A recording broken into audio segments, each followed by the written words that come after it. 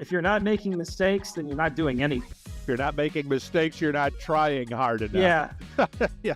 You try to tell it like this just isn't very good. I mean, I'm nothing against the person that wrote this, or But it like, doesn't stick with you. Yes, exactly. Heather's made me swear not to bring up The Last Jedi in our household anymore. Name 3 characters from Star Wars. Bam, bam, bam. But as that said, now Yeah. name 3 characters from Avatar. Okay. Hello and welcome to Culturescape, the show that interviews the geek creators and influencers that built nerd culture. And boy, howdy, do I have a good show for you. Here with me is mega New York Times bestselling author David Weber, a legend in the field of science fiction, famed for his HONORVERSE series of novels, as well as almost 80 titles across various genres, putting out over 500,000 words every single year. That's just crazy. With him is co-writer and a fellow anime and Xenogears stan, Jacob Holo. Today, we're going to have a lot of fun. We are going to talk about time travel and what makes a great science fiction story. Of course, their new book, the writing process, and if they could save any one pop culture nerd franchise, anyone at all, which would it be? Star Trek? Perhaps Doctor Who? Maybe even a video game franchise? Well, my friends, to find out, you will just have to watch and see. Welcome to the show, guys. Thank you Great for to be having here. us. I'm glad we could make it work. Summer always makes scheduling a little weird, so I appreciate you doing that. So please introduce yourselves to my audience. Tell us a little bit about this book project. So starting with you, David. Okay. I'm David Weber, and I sold my first novel in 1989. So I've been doing this for a while. I did war game design before that. I write about a lot of different things, including time travel and dimensional travel, which is what the Weltall File is really, all about. My name is Jacob Holo, and of the 100 or so books, the most of them are not mine. Most of them are David's. So I've been in this industry not nearly as long as David.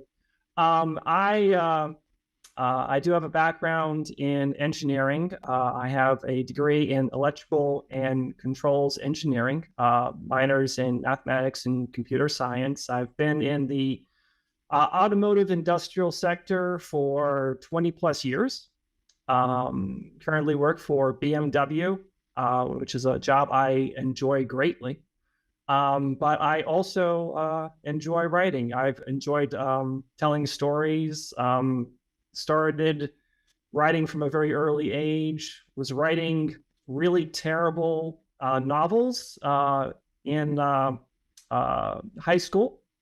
And I just kept writing, and eventually got to the point where David invited me to collaborate with him on what became the Gordian Protocol.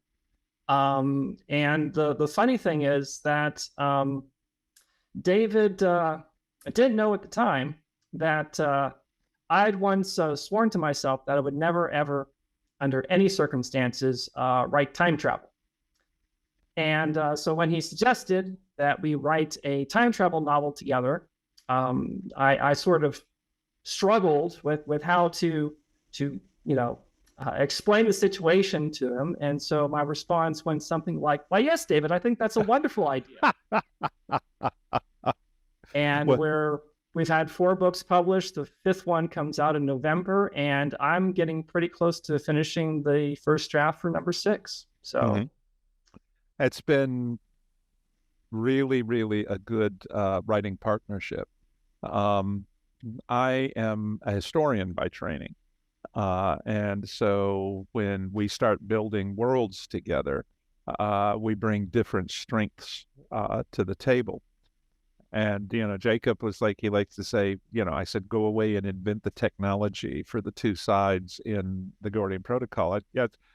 We knew what the story had to do. This is actually a story concept that I pitched to Jim Bain back at the same time that I pitched the first of the Honor Harrington stories to him, and he picked Honor Harrington instead. So I've been waiting to write it for a while.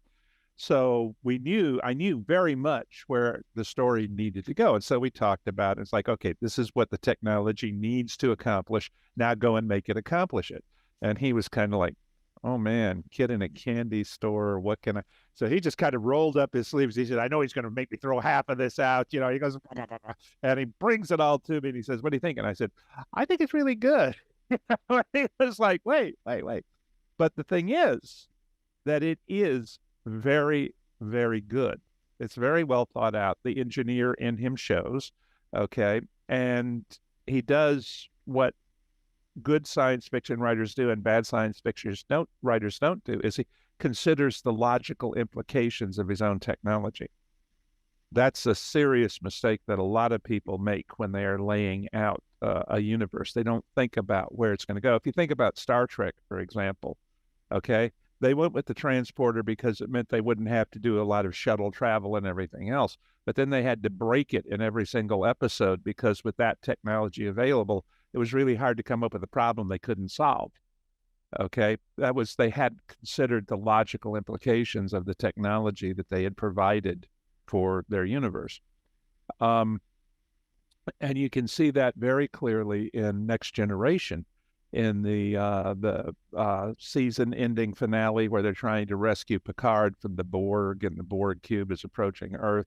You know, they've been bopping on and off the Borg ship, and the Borgs are resetting their personal shields against their phasers, et cetera, et cetera, et cetera.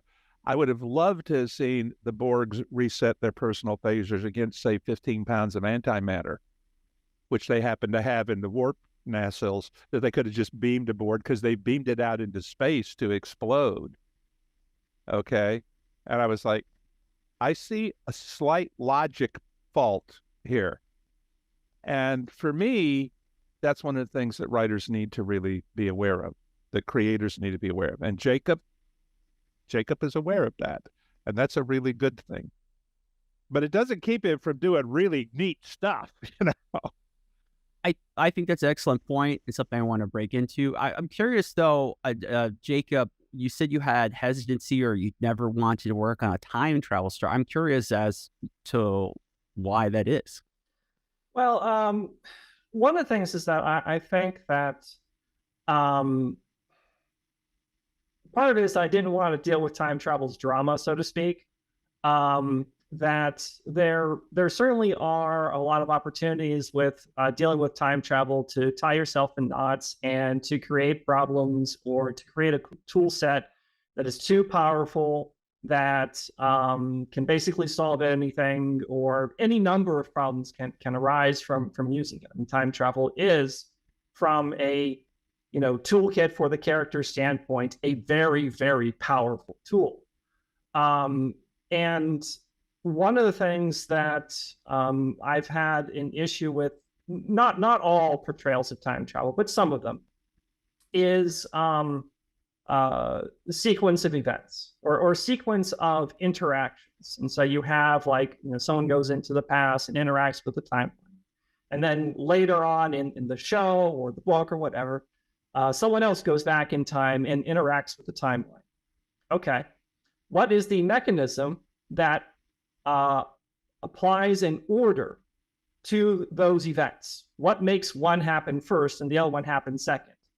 And most of the time it's like, well, that's the sequence that we watched the movie in, or that's the sequence that the pages are in, and there really isn't something underpinning what some sort of mechanism to enforce a series of events on the time travel manipulation.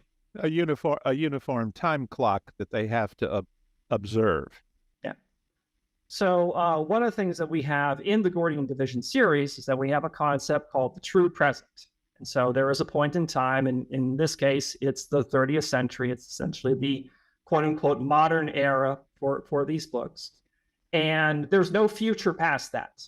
So that point in time is moving forward 1 second per second. So if you go back in time for, say, a month, spend a month back in, the Byzantine Empire, and then come back, it's a month later. And so that gives us a master clock by which to sequence all of the drama that happens. Well, the other thing is, and this was something that we had to tinker with. The concept is simple enough, okay, but it's something we actually, in many ways, we made time travel into a liability for the societies that have it. Only 2 of them so far have survived discovering it, if you will. But the thing is that the belief of the folks in Sysgov, where our good guy, if you will, time travelers in the first book come from, is that you can't change the past. They have empirical evidence that they can't change the past. They go back, they loot the library of Alexandria to save the books, and they go back and they look, and it's still there. Okay, well, what they don't realize is that their theory is got a slight flaw in it, and in fact, just a teeny one. And in fact, you can change the past, but not your own past. So you can split off a divergent timeline. I've used that before in a couple of 3 places in the Apocalypse Troll, which was like the first solo novel that Bain bought from me. The characters going back into the past realize that going back into the past cannot affect what happens to their own civilization, to their own timeline, but that there is another civilization that they can save possibly if they go back. Okay. And that is sort of baked into the Gordian Protocol universe, but they don't know it until they have this tiny accident in the first book that I think it was 15 universes were going to go poof in 10 years, if 10,000 years if they didn't straighten it out. Yeah. So it was, just no pressure. You don't have anything here to worry about. But that too, I think, from the gleam in Jacob's eye upon occasion, I think that helped him adjust to the notion that we were going to be doing time travel too, that nobody was going to go back there and, well, I'm going to go back and I'm going to kill my grandmother and then I'll be fine, kind of thing. Because you can't do that in your own timeline. Nothing you do in your own past can affect your timeline. It can only, if the change is sufficient, split off a timeline in which it happens to somebody else entirely that you'll never know. I love this conversation. I mean, I read pulpy, pop science fiction stories for as long as I can remember. Doctor Who being one prime example. I love a good time travel story when it's handled well. But you are correct. I think what we're seeing right now with Marvel and the MCU, they have plenty of issues going on. It seems like Bob Iger really got a monkey's paw to get back into the CEO spot, because like everything he does now somehow goes wrong. It's almost enough to make you feel sorry for him. Almost. I heard that. Well, the part that we do blame all that stuff, and that's fair. Everything going on with King, and now I can't even pronounce the man's name now that has an allegation against him. But I think they got themselves into much trouble earlier, and that probably was in 2018 and then into 2019 with Infinity War and Endgame, because the solution to those movies for the big 20-spanning movie problem was time travel. But it kind of put the MCU in this position where it's like, okay, you've done that, now what? And then they wanted to move on directly to the only thing that's probably worse for fretting, trying to keep canon and continuity together to tell a clear story, which is dimension hopping. It's alternate dimensions. It's like once you've done that, it's like nothing matters. You could do whatever you want. I don't really care, because it's like, why does it matter? There's always going to be another dimension. There's always going to be some kind of magical MacGuffin bill to grab. The stakes no longer feel concrete. Well, and the other thing with, having a kind of many worlds approach to a multiverse setting, where you have like, every decision, branches and you have infinite numbers of possibility, is that then anything that, your protagonist and antagonist do doesn't matter. Any achievement that they have doesn't matter, because the opposite happened somewhere else. Well, so in the Northresa universe, I kind of capitalize on that's my fantasy universe. because in the HONORVERSE universe, the reason that there are all these multiple universes is because creation shattered at an earlier point, and it's trying to knit itself back together. And the way in which it knits back together will be decided by the weight of the light and the dark in universes that resolve in their favor, if you will.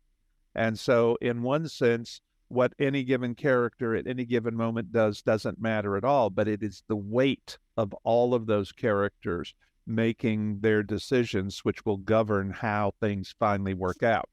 That's one way that you can make the multi-world thing work for you. But there's another problem with a lot of the multi-world thinking. And Eric Flint and I talked about this a lot back when he was just first launching 1632, and we were going to do 1633 and 1635 together. And that is, if you change one single thing in the universe, everything changes after that point, because all the decisions, all the possible outcomes are back in flux. You see what I'm saying?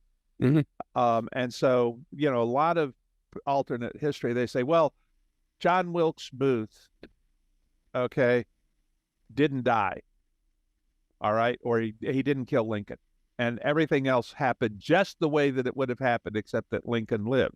And you're going, no, doesn't work that way, I don't even need to be a historian to know that much, David. Yeah. Even the engineer gets that.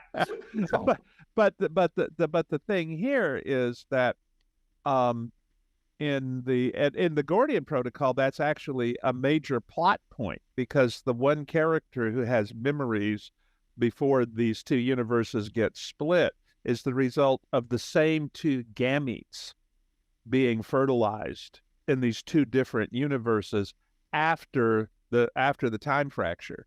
And we figured there was it's got to be a finite possibility, but how many? And so we finally decided, I think, there were 16 out of all the folks on all these, and some of them were just completely nuts. Because they had these two sets of memories. But that was one of the places where we made it work for us. And it also let us establish early on that in this universe, if you actually change something, everything from that point forward is going to be different, which is actually a major plot point also in the Valkyrie Protocol. The Valkyrie Protocol. Yes. I was going to say the Janus Protocol, but there's not a Janus Protocol. There's a Janus File. Yes. You have a lot of books, David. It's hard to keep them all track. My God. Oh, my God. I absolutely hate it. It just seems like so much of the major pop culture fiction that wants to do time travel. It just seems so lazy. I think of the I'm trying to think. It's the Timeless Child, which is the Harry Potter book sequel. That's a stage play that wasn't actually written by J.K. Rowling. Yep. And the conceit in that one is they can time travel for 5 to 10 minutes. I forget what it is. And that's all they can do. They can never go back, and they can affect it. So the conceit of the book is they go to the children of Harry Potter. This is anyone doesn't want to hear this spoiler for this 8-year-old thing. Skip ahead now. But the conceit is they save Cedric Diggory's life, who's the Hufflepuff kid that gets murdered at the end of the 4th book. And then they come back, and it's Nazis everywhere. Everything is Voldemort. It's it's just so beyond ridiculous, because you're just a little above random 14-year-old doesn't die, and now all of a sudden we're okay, guys. But see, everything changes from that point. There's a novel by James P. Hogan, which was written, probably in the late 80s or the 90s. I haven't checked the date, but it's called Thrice Upon a Time. Okay. And it's about these guys who discover time travel, but they can only go back, X amount of time, and they can only communicate back to the base computer. All right. And it's really interesting because the American who is the nephew of the British scientist, et cetera, et cetera, et cetera, who is here working on this meets the gorgeous girl, and the fusion plant in Scotland is producing many black holes that they ultimately realize are going to destroy the Earth. But there's a plague, and they use the computer to reset to tell people about the plague, and then the two of them never meet. Okay. And then something else happens, and the team that's developed time travel sends a warning back. Everything resets going forward, and they meet. And finally, they realize that you do this like 3 times. And the last one is when they actually do meet again. But that's the one in which they discover the entire world is going to be destroyed by the miniature black holes that have been burrowing to the center of the Earth from Scotland. And it's reached a point where they can't turn it off, and it's beyond the reach of their program. So there's nothing they can do about it. And then they realize actually there is, and they bootstrap it, Jacob, back through computers with the loop to before this whole thing happened. It's really an intriguing look at consequences of time travel. And Parliament is like, okay, how are we going to deal with this? The prime minister is saying, okay, look, okay, we'll never have a major research project that doesn't work, because we can fund it, we can do everything, and they can tell us whether or not it worked. And if it doesn't work, we'll reset. And everybody's like, but, and he says, look, you've already been reset 3 times that we know of. God. It's a really interesting look at it. And I have to say that there are a couple of Jim's books that kind of affected how I looked at things when I started writing science fiction. Two Faces of Tomorrow, this one, the Giants of Ganymede series. If your younger readership hasn't found Jim Hogan, they really need to go take a look for him. I'll just say that. Sorry. No, you're Wandered fine. off into the weeds. You're fine. No, let's make this fun. Okay, so you guys tell me what is a popular culture property that does time travel. Ooh. It does it really badly, and then tell me one that you think handles it really well. We'll start with Jacob. I know I'm putting the pressure on you. I just told you to do something, and I'm not giving the little gerbils that run your brain a chance to figure that does it really badly. Yeah. Most of them. Yeah. Oh, geez. I'm trying to pick one I want. Okay. I'll give you a little bit to think, and I'll just share mine, and then okay. One that does it really badly, I would say, is new Doctor Who. So anything after Capaldi left, and even when Capaldi was there, so like anything after 2014. This is how I kind of feel like it is in comics too, where science fiction, the time travel doesn't actually mean anything as a device. It's just kind of an excuse to do things in the story, and there's not really any logic to anything that really happens. And I, being a huge Doctor Who fan, that is like one of the top things that has always bothered me. I feel like if you have a mechanism in your story like time travel, it has to mean something. There has, like you explained, both of you, like there has to be clear rules and consequences for what happens. Otherwise, it's like, why care?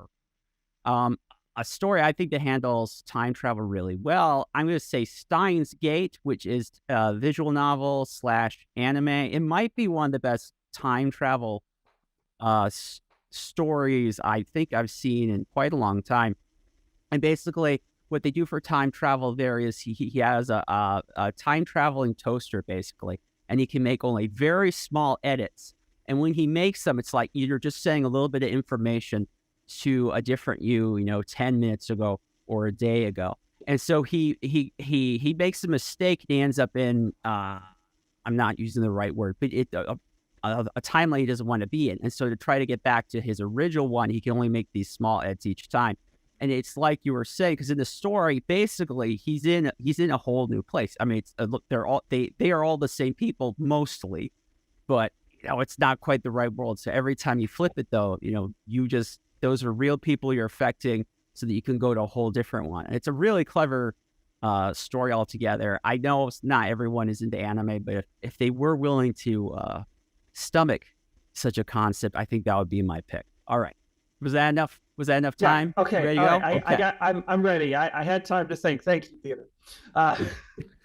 Okay. So, actually, my the one that I think does it poorly, and I'm going to preface this by saying I do really enjoy a lot of Doctor Who. But when you have, and there's a certain whimsy to a lot of the really good Doctor Who that I enjoy greatly. But he also has, a time machine, and it's not just a time machine, but it can just basically teleport anywhere, anywhen.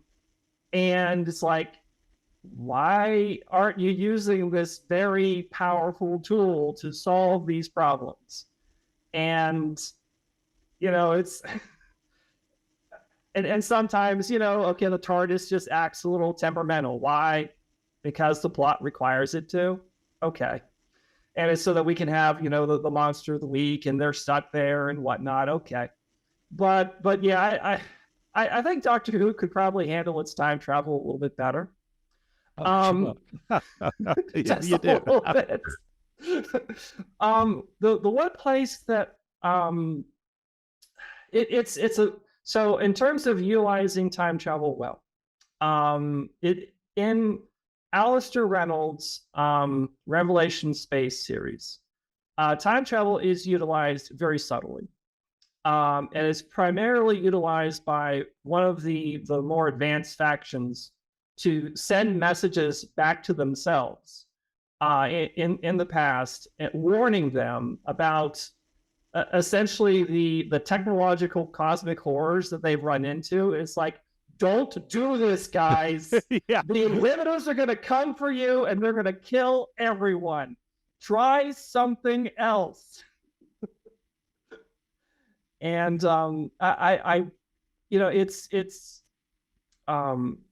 it doesn't, it's like I said, it's subtle. It's not an overbearing part of the world building or the story. Yeah.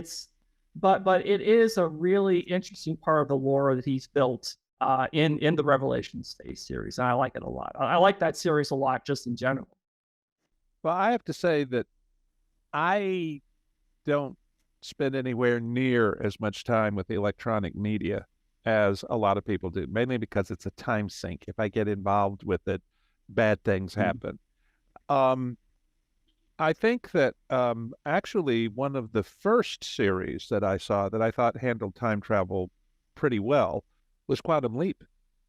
No. Because he's actually doing time travel, leaping from one personality to another all over his backstory and everything else. So that is a time travel situation which is totally focused on the character and the characters. It gives them a platform in which they can constantly bring new characters, new situations in and move them on.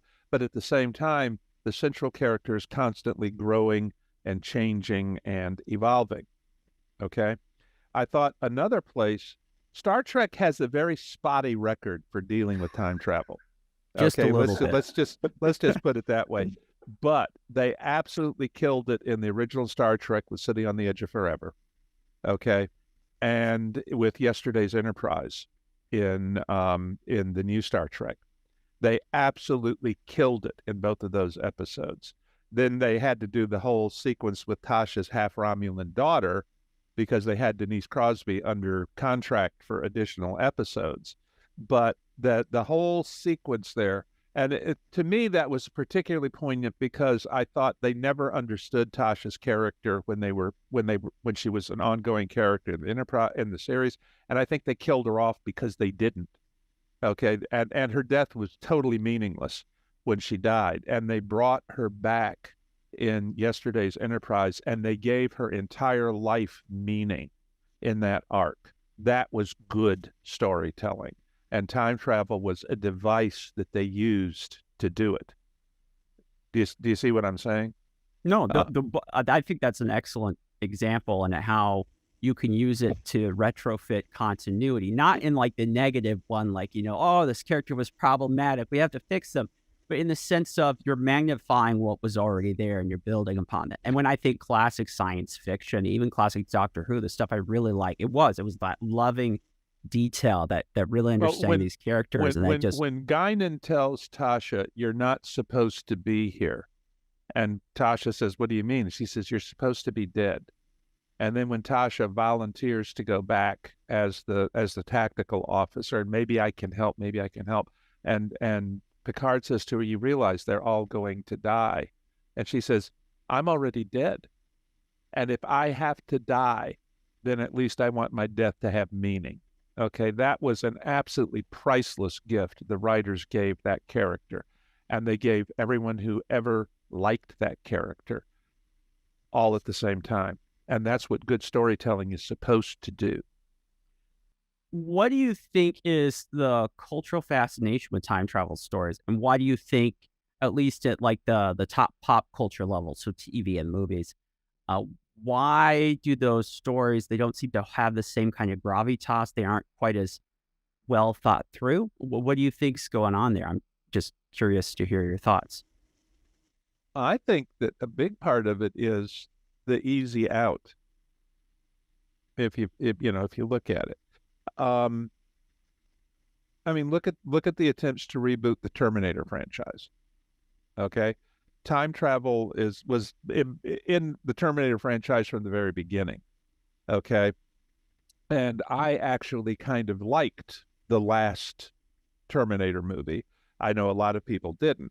I kind of sort of liked Genesis, except I didn't see why they had to send John over to the dark side of the Force. But it was an opportunity to explore some of the other consequences of time travel. And that was I thought, at least potentially, a good use of the concept. But I think that another part of it is that we come from we are part of a culture, a society in which people want people to fix things. Okay, now I'm a historian. I know how flippin' hard it is to fix things that are baked in social issues. You can't turn a switch and change it, no matter how hard you try. There's going to be conflict. There's going to be stress. There's going to be, and I think that there is enough stress going on in American particular, and let's face it, we drive where a lot of this stuff goes because we're the market that you look at for it. I think that there's a lot of hunger in there to find a way in which the problem can be fixed in fiction, even if it can't be in real life. I think there's a yearning for that, and I think that's one of the attractions of it. I could be wrong about that, but that's kind of how it feels to me. One of the things that I think is the appeal of time travel is that, making mistakes, and it is, it's just a part of, being human. And if you're not making mistakes, then you're not doing anything. You're not making mistakes, you're not trying hard enough. Yeah. which honestly is also a mistake. And so, I think we've all had, kind of the fantasies like, I wish I could go back and change that. I wish I could go back and, do that differently. And definitely. And one of the, to go back to another Star Trek: The Next Generation episode, I think the episode is called Tapestry, where Captain Picard has he has a his artificial heart fails, and he meets Q, and Q's like, "Welcome to the afterlife, and I'm going to give you an opportunity to go back and undo the events where you were stabbed through the heart, and so you'll survive this." And he goes through that, and he's a completely different person. he made totally he went the safe route. And so he's like, I am not this person. I don't want to be this person. And I actually uh you know back um it's called about 15 years ago, there was a really bad personal thing happened to me.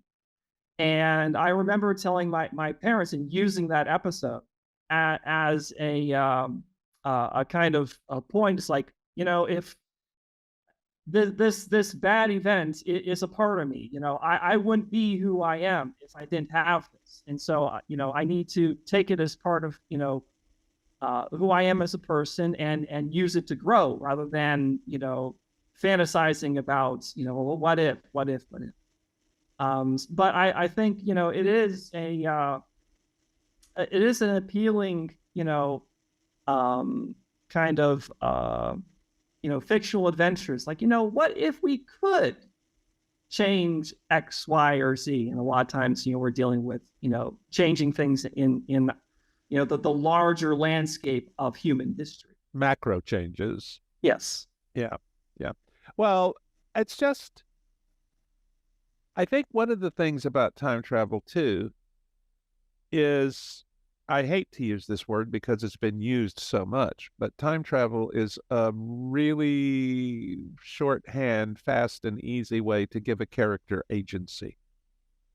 Okay, if you're going to send somebody back and he's going to go back equipped with the knowledge, the whatever that he needs, then you're sending him back with a built-in, packed away in his briefcase advantage, simply by how you got him there. Okay, now you can turn that around. You can say, yes, he winds up with he turns up in the past with his briefcase full of information, and the Mau Mau eat him the moment he arrives because he forgot to bring a submachine gun. I mean, these things happen.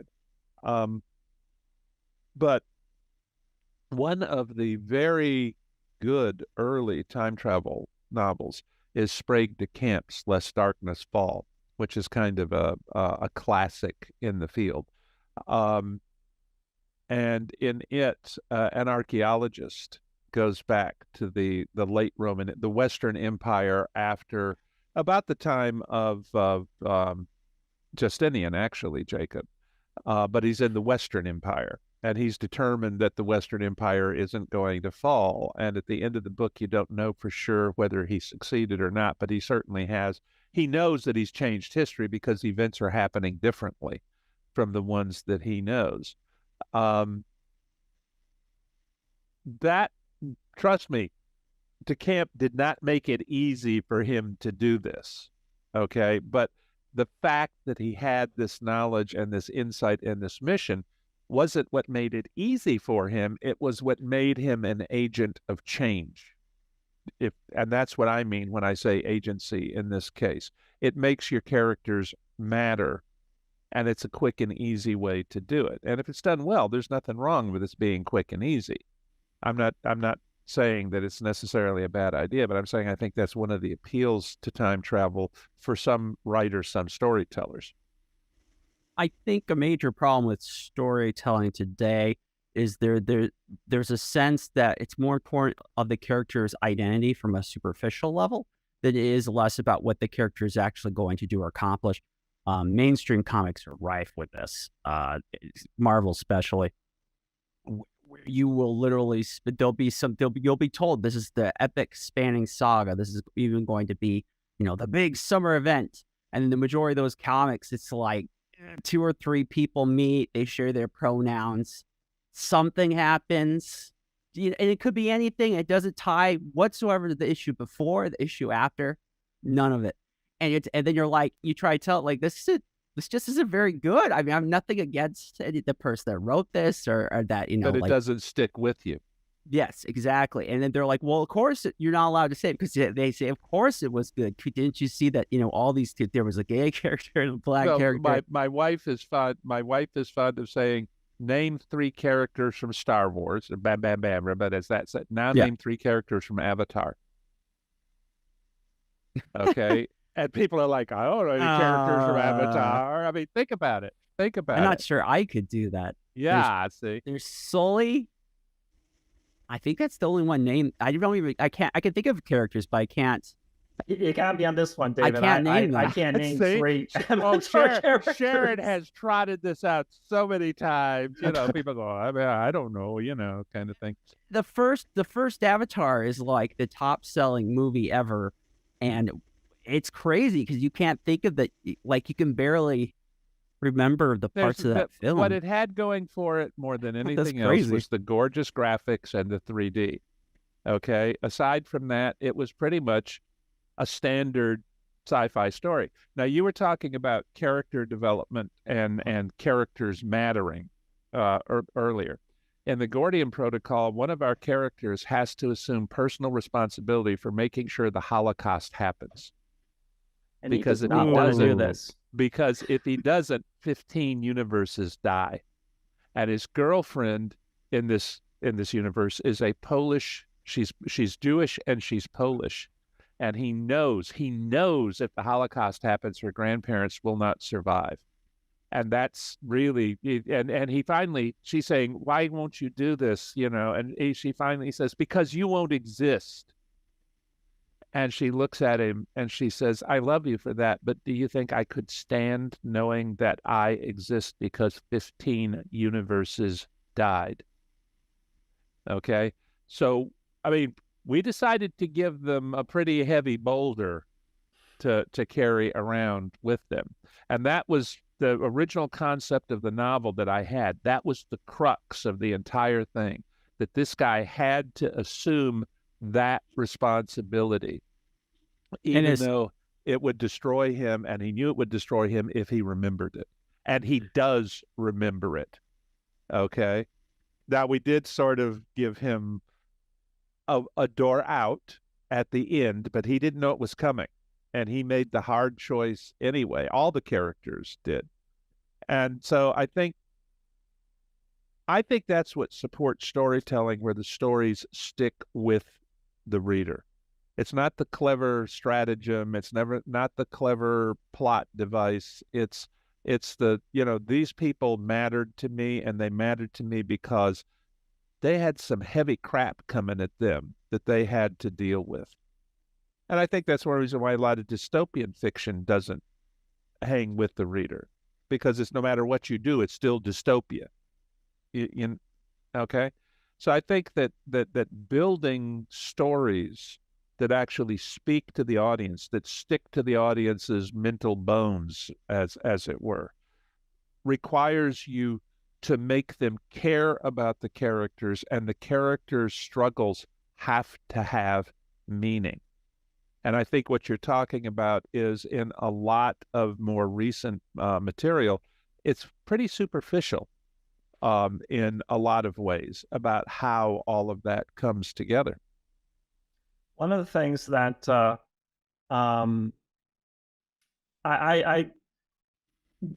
so one of the things about David's protagonist that I didn't realize until he kind of verbalized it to me, and I had actually been kind of subconsciously doing this with my own characters, and now am very consciously doing it with my hero characters, is they are responsibility takers. And so if you've got a hero character in a David Weber or a Jacob Holo book, they are not the sort of characters that's like, oh wow, look at this problem, glad it's not mine. I got my own to deal with over here. Yeah. They're very much the sort of characters like, okay, this is a mess. I may have been involved in creating it. I may not have. What can I do to fix it?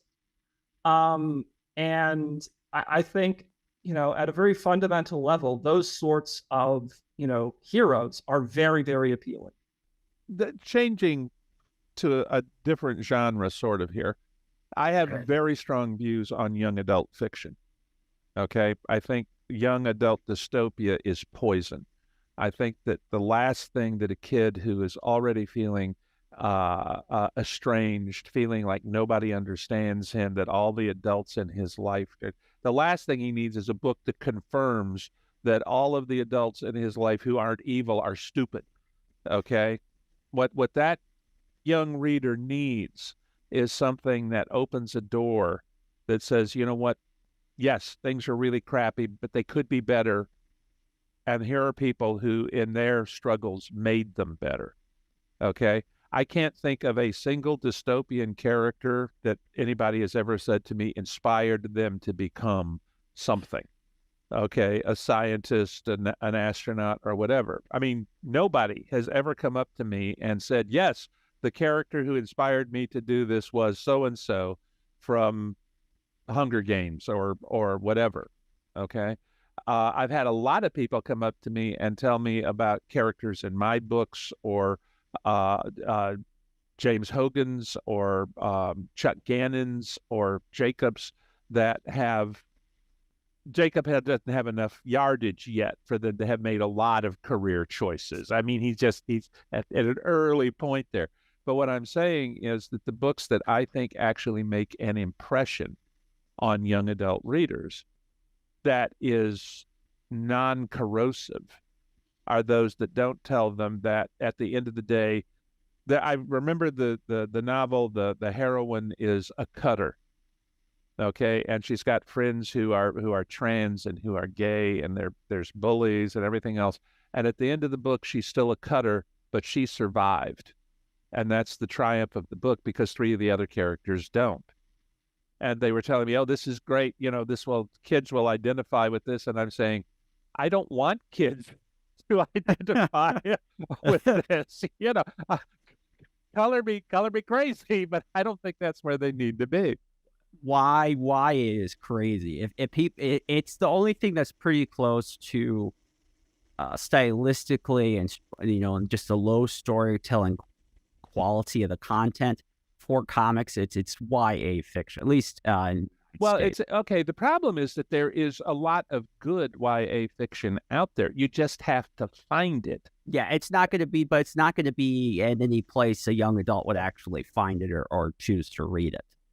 I think that's the difference there is because they have a much more built-in market that they can just slide the product to. Whereas in comics, you have to go out of your way to find it.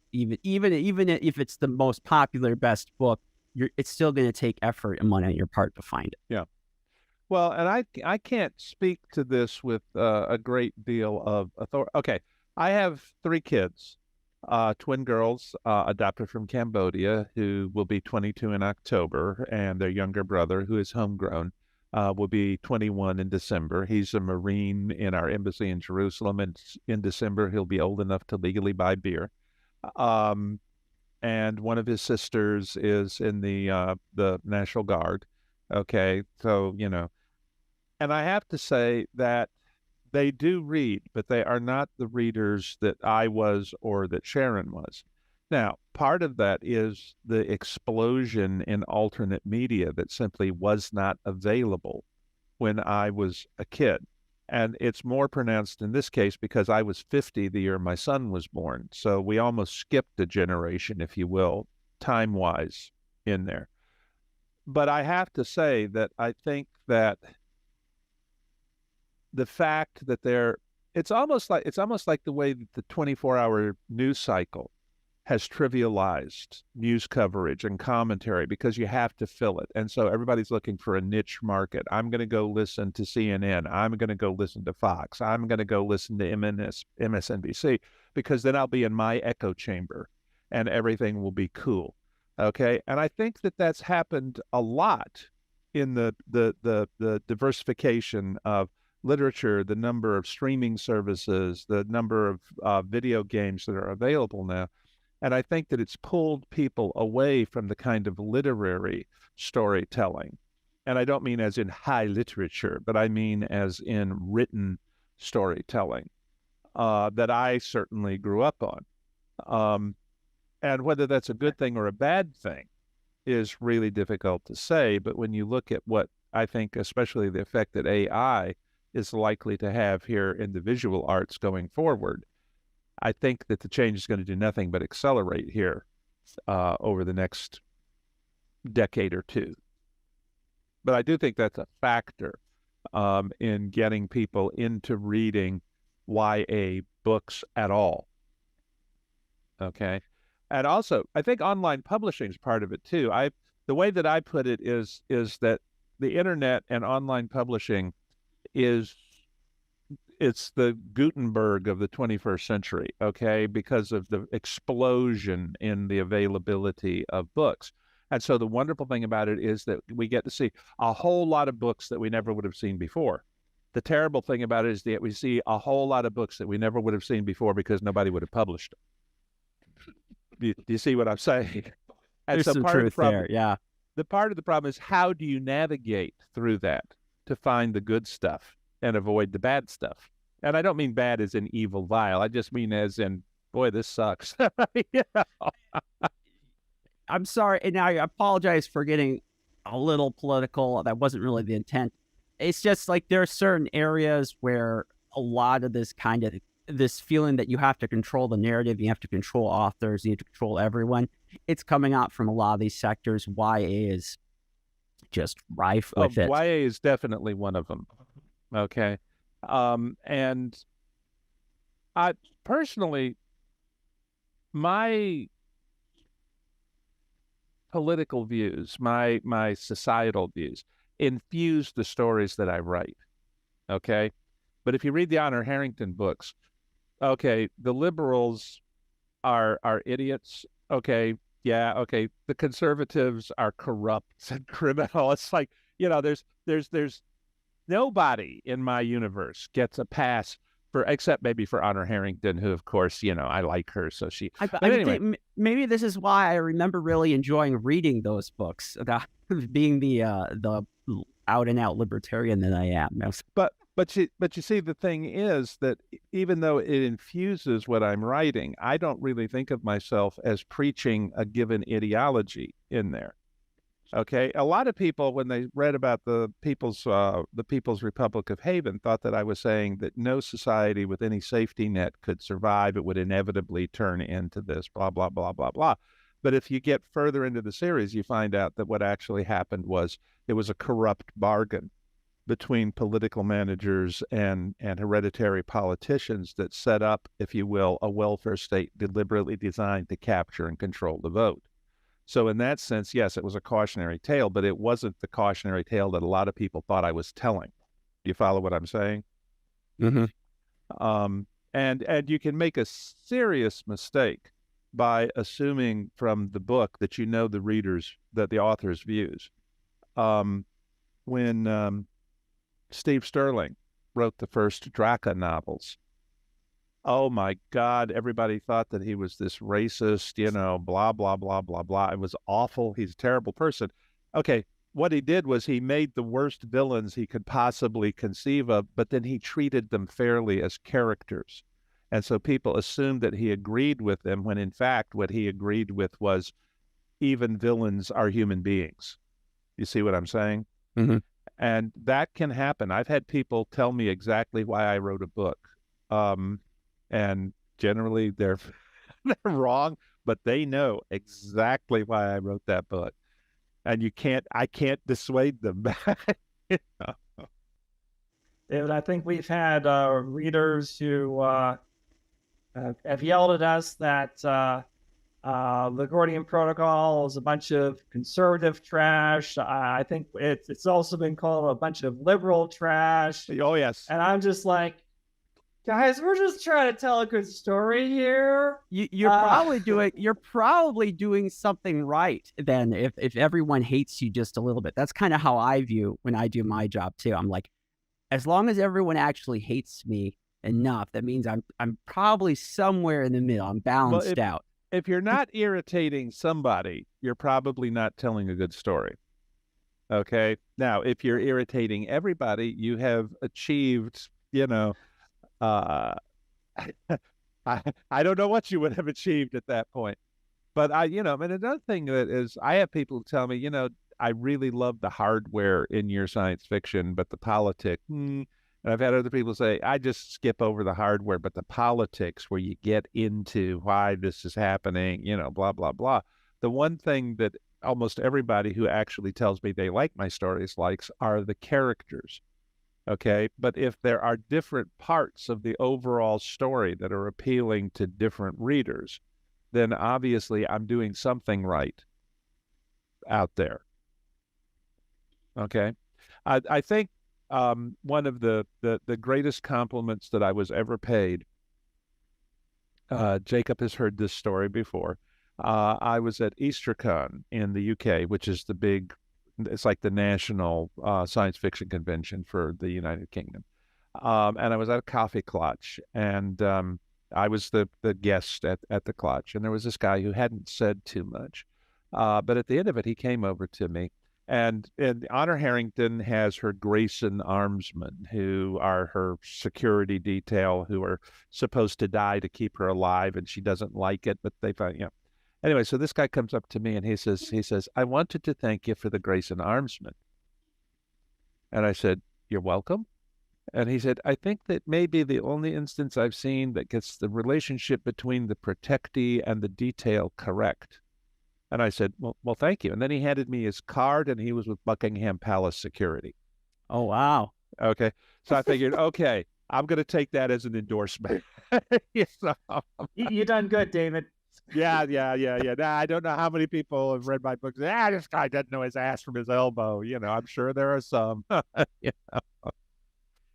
Does the economics of storytelling today, does that affect, do you think, the writing quality? I know both of you have experienced in different formats. I know Jacob, he even writes some books with his wife. Some of the stuff you do is heavier. Some of the stuff you do is lighter, the kind of stuff you'll usually find talked about on Goodreads. Do you think that's kind of part of the reason why some pop culture, science fiction, fantasy is lightweight in terms of a seriousness, ability to handle? I'm going to let Jacob handle this one first. I've been traditionally published for my entire career. Okay, so I've seen the way that electronic publishing has affected traditional publishing. Okay, I haven't done indies, and Jacob has been self-published and has done indies, so he's going to have a better window on that. Yes, please, Jacob. And I would say I liked your website. You have a author profile, not just for you and your wife, but also your cat, which I, as a pet owner, I did enjoy that. So, my wife Heather and I, and she writes under two pen names, HP Holo and Edie Sky. We've together put out a number of self-published books, a number of them before we had a clue what we were doing, or any idea on how the market works or doesn't work. She her latest series has done very well, and so that kind of informs, my sense of, how the market, can work and cannot work for someone entering into, the self-published market. So one of the things that, we did early on is that we published a number of solo novels, and those died off pretty quickly. And in fact, the first time that we had a moderate level of success was with a trilogy of novels. Now, these, in terms of what has been published, my works that have been published, this is the earliest stuff that I wrote. And I sometimes just like, I don't get me wrong, they're fun novels, but I definitely feel that my skill level as an author has improved slightly in the intervening decades since I wrote the first novel in that series. But we actually found that by having a complete trilogy, that by itself generated interest. And so we tried a few different things. Heather has been trying, she tried, like, she enjoys steampunk, so she published a steampunk novel, and actually that whole story behind the story gets into some stuff with her OCD and whatnot. So I'm just going to kind of skim over some of that. But she put out the novel, and then she struggled to write the next one because of the OCD. And then we got that diagnosed, and then she was able to put out her next 3 books, which was from a new series, very rapidly. And those did okay-ish. And so then we're like, all right, we've tried a bunch of different things. Why don't we just sort of, study what's selling really well right now? So we bought a bunch of those, and we read through them. And these were books that were like in our also box that we were seeing in Amazon. It's like, okay, people who are buying our stuff are interested in this. All right, well, let's take a look. And so we're like reading these books. It's like, we can do better than this. And so what happened was I had some time between projects. And so I outlined 5 novels for her. And then she went through and wrote those 5 novels. And I edited them. And she just finished the 5th one. And it goes live in, I don't know, 2 or 3 days. And by sort of tailoring, those stories to what we saw, it's like we clearly saw there was a market for them. And we thought that we could introduce our own sort of unique spin on that market. Something that wasn't, an unsaturated kind of corner of that market. And so we went for it. And her new series has just done incredibly well. It's blown all of our other stuff out of the water, all of our previously published self-pub stuff.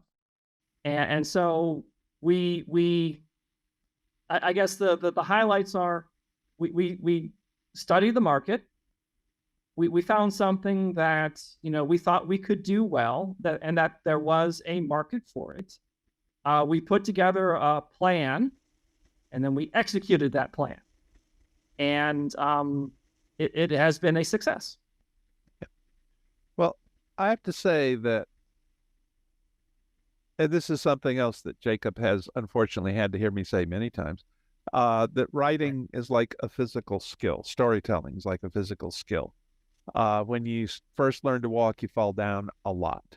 And every time you do, you learn a little bit better, a little bit more about keeping your balance, etc. And you keep this up, and eventually some of us turn into triathletes and so forth.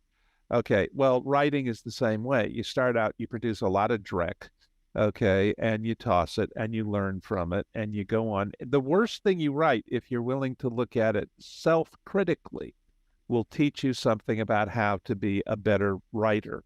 Okay, now I think it's a mistake to write solely to the market, but if it's the kind of story or a kind of story that you want to write anyway, okay, then looking at the market and picking your spot and doing it as that way, especially if you're self-published or an indie, is one of the sanest things that you can do.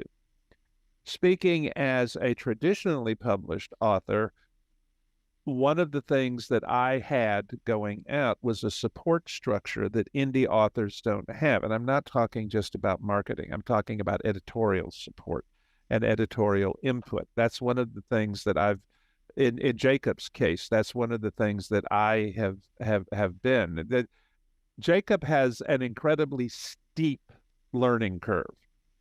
Okay, I'm blown away by some of the stuff that he's doing here, and I think he's going to be very, very, very successful as a solo author down the road.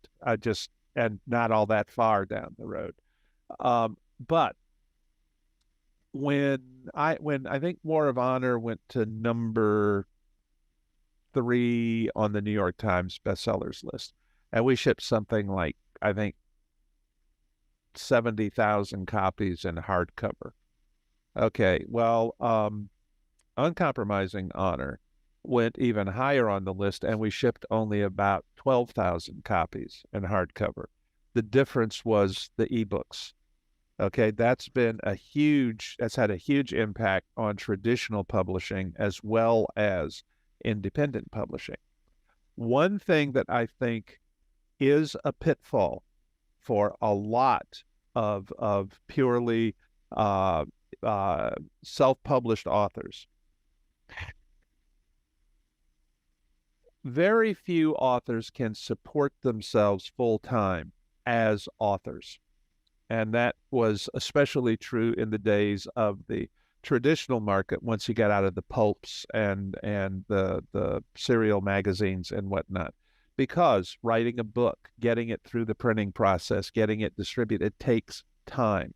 Okay, and unless you're going to generate pretty hefty sales, you can't afford to spend all of that time and still pay the bills getting the books out. I was fortunate in that regard that my sales were good enough early enough on, and I was poor enough when I started that I could make the transition pretty easily. All right, for a lot of self-published and e-published people who don't have the sales numbers, they make up for the lower sales numbers per title with greater numbers of titles. If your sell-through is shorter on a given title, you can't rely on, I'm going to ship 8,000 or 12,000 of this book. Instead, you're going to be, I'm going to ship 4,000. I'm just pulling numbers here. So I'm going to have to write twice as many, okay? And I think that you run the serious risk of author burnout and audience burnout if you are throwing new titles at them every other month, okay? And I also question how good a job you can do as a writer, as a storyteller. All right. Now, I understand that most of the books that I'm talking about here are a lot shorter than the ones that I tend to write, Jacob. You can't whack me because we're not in the same room. But, it's very unusual for me to have a novel that comes in at under 190, 200,000 words. Okay. So you could saw that up into, Sharon has often pointed out to me that if I was willing to do them as I'm going to do 30,000 word tranches on the book, that I could probably sell them anyway. And I'm like, but that story's not complete. That's not the way I tell stories. But I think those are some of the differences, the upsides and the downsides of the two fields. What I think doesn't change between the two is what constitutes good storytelling is the same, no matter how that story ultimately reaches its audience. And I know sorry to jump in, I'll let you speak in a second, Jacob. I think the economics are interesting and people might be rolling their eyes or not buying, but the economics are really a huge impact on what kind of content you're getting and why it's appearing there. I think it has a lot to do even like with the superhero fatigue, as people are referring to it. I don't necessarily think it's the genre that is the major part of that problem, though it probably is part of the equation why people are tired of it. But I just think, like you were saying, like when you're trying to make up for numbers, you're going to put out, twice as much content. I think it's that situation. As the quality of the content got diluted and we become inured to many of the concepts that makes up that genre, people just became tired of it. And I think that's kind of what's happened to comics. I think that's happened to a lot of mediums and genres. There are still people who are doing it. They're fundamentally high quality, and they, as micro creators, might do very well. But the genres or mediums they're in are kind of falling apart at this. Well, one of the reasons for that is because people take the safe route. Okay, they're not going to run risks. The best, for my money, the best of the Star Wars movies post the second trilogy is Rogue One. Absolutely, True. Head and shoulders the best. And they took a hell of a chance when they made that movie, and it worked. And then they threw it all away when they went into the next trilogy, and they sucked. But that's my I'm sorry. Did I say that out loud? Yes. Oh, you can go right ahead and say that out loud. Heather's made me swear not to bring up The Last Jedi in our household anymore.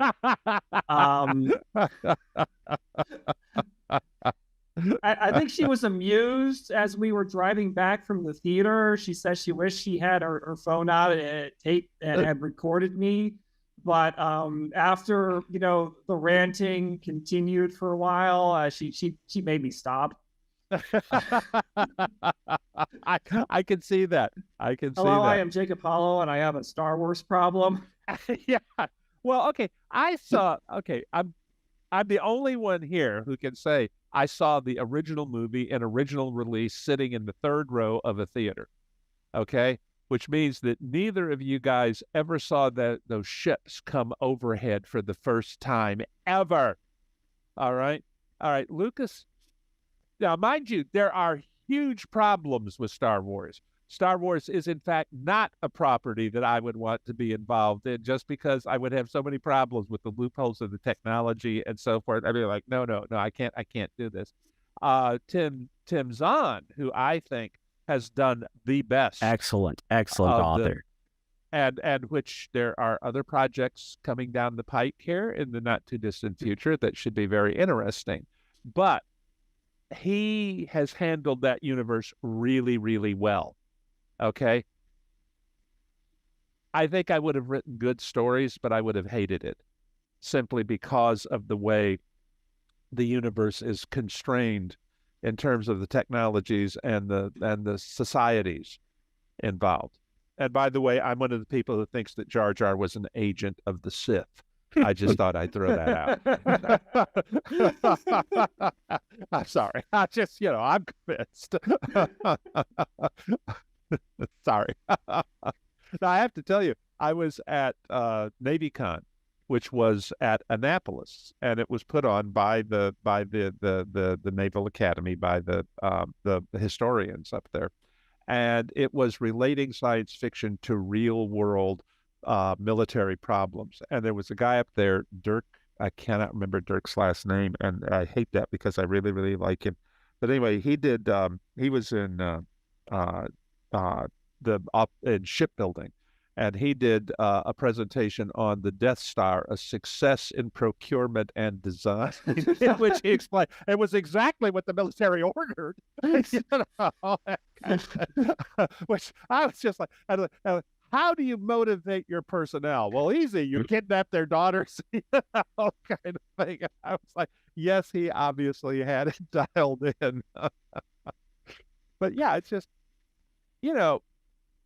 I think if you look at the movies that stand head and shoulders above the others at any given moment, in almost every case, it's because somebody decided to go against or step outside the current comfort zone.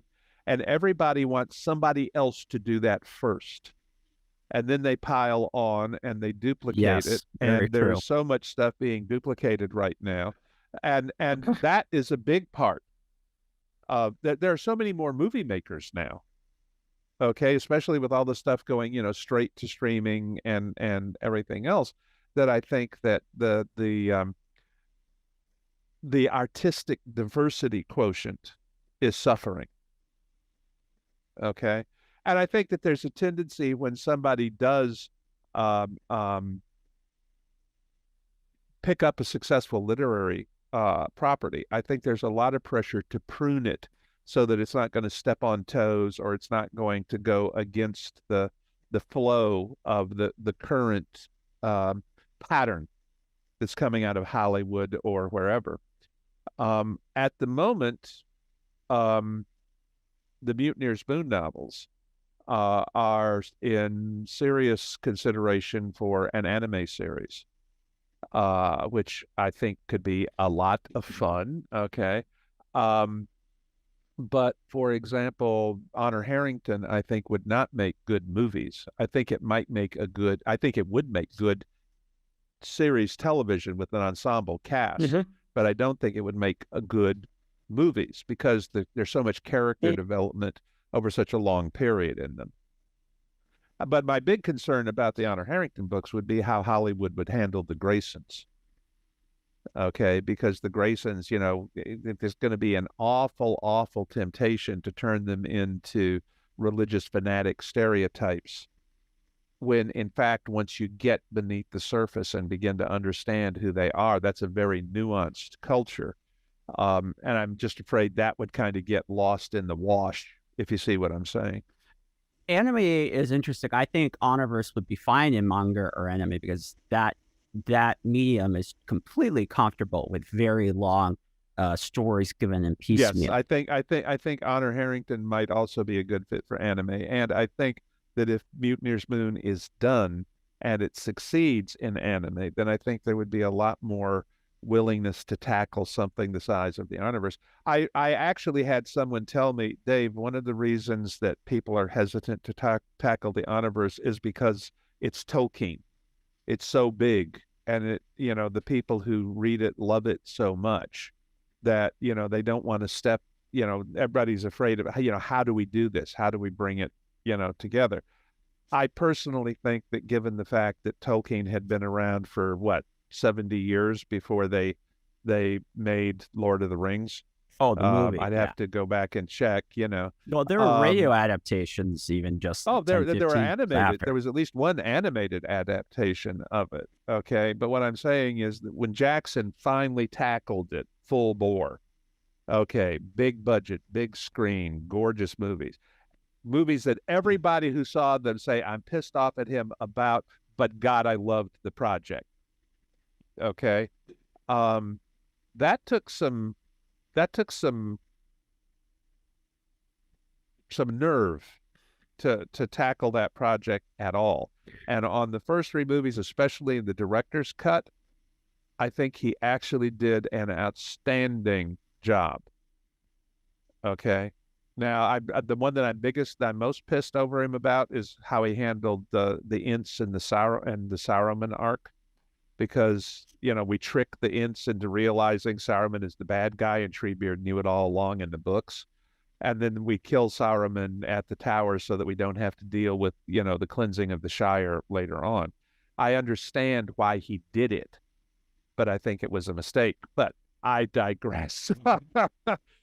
This is the Star Wars, okay?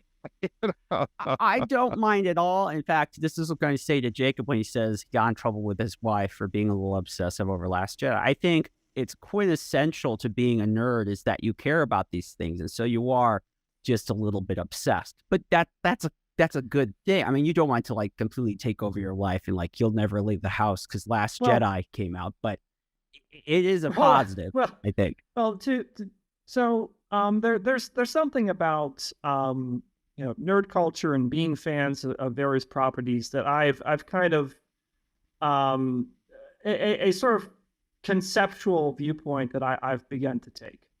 So as a creator, in this case, author, we are asking the consumer, our readers, to do work. We are asking them to understand, to get in their heads, all these made up characters, all these made up places and technologies and all this stuff. And really, for the most part, the only place any of this work is of value is enjoying, the books. And then, but the covenant is that, we're asking you to do this work, but we are going to make it worth your while. That's the promise. And if you have a property that does not respect the work that the fans have put forth to invest in the property, it's not going to end well. No. Yep. And it shouldn't.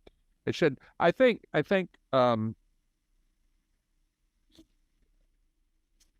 fandom is a unique community, and each segment within fandom is unique unto itself. Okay. But I've told people many times that no one has ever read a single book I've written. Not one.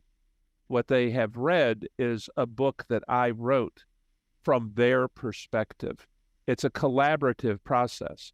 Honor Harrington is a different person to every individual who ever read an Honor Harrington novel, okay? Because they built their concept of exactly who she is from the clues and the insight that I gave her in the book. The better I do my job, the more of the inner mosaic of Honor Harrington that I reveal, the better job they can do of building their own visualization of what's going on. But it's a collaborative effort, and an author needs to understand that. Okay, an author needs to engage, and that's one reason why it is death, in my opinion, for a writer to, number one, write down to his audience, or number two, take his audience's acceptance of something for granted. If you're going to throw something at a reader or a viewer and expect them to believe that it makes sense, that a character would really do that this could really happen, then you have to set it up in a way that makes that plausible. All right? And it's not enough to say, well, historically, this really happened in thus and such a situation, because they read, well, that's interesting, that's fine, but I can't see that happening here. There's one scene in one of my books that I removed in the editing process. I removed like 3 paragraphs from a point earlier in the book and intended to put them into the book again in a later point and never got them in. And the result is that one of my characters makes a decision, which everybody goes, oh, she just threw the game, et cetera, et cetera, et cetera. Because I hadn't given that reader that piece of information. I'd forgotten to put it back in. And so that's on me. That's not on the reader for saying, oh, you just had her throw the game, because as far as they could tell, that's what I did. All right. That was my fault. And I think that that's one of the things that Jacob was talking about, that we do have a covenant with the reader. Okay. Or at least we do with readers who are going to come back and be future readers. Okay. And that is that we have to give them a story that is satisfying. And for it to be satisfying to them, it has to be satisfying to us. And that's why I'm saying that you have to write what is your story to write, not necessarily what's hot, what's selling right this minute. If you don't like vampire stories and vampire stories are what are hot, yeah, you may be able to turn one out, but it is not going to be your best work, and you're going to be shortchanging yourself and your readers by handing them something that isn't. So one of the things that I think I think it comes through when it's there, and that's when the creator loves whatever they're working on. The love for the craft, the love for the property shines through more often than it doesn't. And when that love is not there, and you can also consider it passion, you can characterize it a few different ways. But when that, the special sauce is missing, I think you feel it. Maybe not overtly, but it's like, okay, yeah, I enjoyed that, but man, something was missing. Yeah.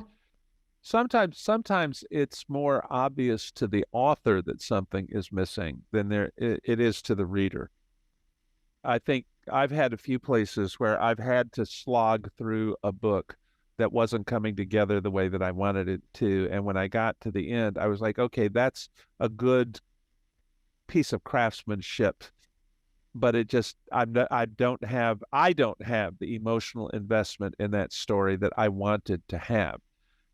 I think sometimes the reader can't tell that that's where the author was at the end of it, but that's the mark of a storyteller who's been at his craft long enough that he can carry through and do good work, even when the internal driver that Jacob is talking about, and that really does have to be there if you're going to do this long term.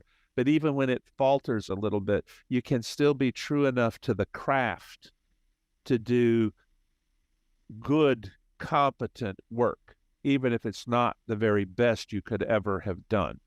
And sometimes you have an obligation to do that, because sometimes that story that's not coming together for you is an essential part of the longer story arc.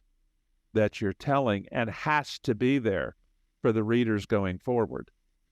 I am a series writer. People may have noticed that. I don't know. I had no idea, David. Really? Yes. I thought I hit it well, But for me, part of the problem is I get to the end of a story and I know, okay, that's the end of that story. What happens next? And so when Jim Bain approached me many, many years ago and said, David, everything you're writing is spawning a sequel. I don't know. Why don't we try something, you should pardon the expression, novel, and try planning a series from the get-go? I said, oh, there's a thought. And I handed him 10 ideas. One was the HONORVERSE. One became the Gordian Protocol. One became Hell's Gate. One became Safehold. And one was Norfressa. So I haven't had a new idea in 35 years. I'm still working on the ones I had then. Solid list. To what Jacob was saying, I 100% agree. I think that's very insightful. It's been really refreshing the last few months. Most of this year, I am digesting like whatever is the top trending thing. So whether it's a Disney film or Succession is on TV, but I don't really enjoy it as much. But what I've really enjoyed is like watching anime, watching rewatch of things I've already seen. And you can tell when you're watching it, something like, and this may not mean anything to either of you, One Piece, which is currently like the most popular show in Japan and probably arguably the most popular show in the world. It's got currently, I think it's at 1,030 episodes or something like that. It's not finished. And this thing's been made over a period of, a quarter of a century. But you listen to interviews from Oda Ichiiro, and he'll talk about, there's a dramatic moment in the story that's really touching, really moving. It really gets you. And he says, sometimes I feel that when I'm creating and I do this, it really gets to me. And you can tell, you can feel it. And I think about what I've seen in comics, and it's just been so hard to go back to that from some place where there's loving creation taking place and you feel the special spark. And then I go over here and Marvel's like, hey, it's our new Punisher comic. Punisher's wife comes back for the dead. She says, you're a very bad man. And that's the end of the comic. And I'm just like, it's just like how you could tell by the popularity too. It's like this thing is, it's the colossus of pop culture. And it's this little thing. Marvel is just taking, a bag full of poop, lying on fire and throwing it at the fans. And I just can't believe what a difference is. There's also this. If you as the writer, as the creator, aren't moved and touched by the story that you're telling, how can you expect your readers to be? Okay, the opening section of the opening chapter of Into the Light, which was a collaboration that I did with Chris Kennedy in my Out of the Dark universe for Tor, is about a father who hears his 6-year-old daughter dying with pneumonia behind him. They're in an encampment. They're starving. There's not enough food. The aliens have taken over the planet. They're all going to die. And it's him dealing with, how do I, as a father who loves this child, how do I, and at that moment, he can't turn away from the fire to hug her, because at that moment, he can't be strong. But he realizes he's going to have to. It's going to be his turn to become Janet, his wife, who is holding their daughter in her arms and singing lullabies to her, the whole 9 yards. The first time that I ever read that chapter at a convention was it was not that long after I had a bout of COVID that nearly did me in and other stuff. And I had never read it out loud. And I had a hell of a time getting through that scene because I had invested so much in those characters and what it meant for them to be where they were facing what they were facing. I think it's probably one of the stronger scenes that I've written, but I hadn't really fully grasped how hard it was going to hit me until I was reading it aloud at a convention pre-publication. And it's kind of like that scene at the end, in the beginning, really, of the first Romancing the Stone movie, where she completes it and she says, "God, that's good," kind of thing. sometimes as the writer, you realize, you know what? I nailed that. And the times when you realize it most strongly is when, if you go back and reread it, it affects you. All right. And if you can't produce that, then you are not producing what your readers deserve to have produced. That's my view. Okay. Now, Jacob killed the goldfish in the first book. Well, so it had solved a lot of problems. Yeah, right. Yeah, we call them the goldfish, but that's not who I killed. No. So okay, all right. So we had in the Gordian Protocol, about 2/3 through the book, our two protagonists, a historian from the 30th century and our present day historian, they need to get historians rule. Yes. Yeah. They need to get his grandfather into the time machine. And you know, I'm going through David's notes, and it's like, okay, he's got his wife, they got 3 kids. I don't see any names for the kids. And okay. And so, well, if there are names for the kids, then they must not be all that important. Okay, so I've gone through all of David's notes, and I'm like, all right, the problem is that Klaus Wilhelm, he's got a family tying him down. Well, there's a simple solution for this. So the time traveling shock troops go in, and they kill off Klaus Wilhelm's entire family, and then he's very motivated to get into the time machine. And so, you know, I hand over, you know, the first draft to David, you know, my portion of the first draft. And he comes back to me. He's like, you realize that I had intended for Klaus Wilhelm's wife and family, the whole family, to survive and to get on the time machine with him. It's like, well, Klaus Wilhelm was going to think they were dead, but he was going to get them back at the end. I'm like, I'm you know, I'm very sorry, David. I mean, this is you know why I did it. But do you want me to, you know, take it back and modify the first draft? No. I'll work on it. And so I'm like, okay. And so I get the drafts back from him, and I'm going through his notes.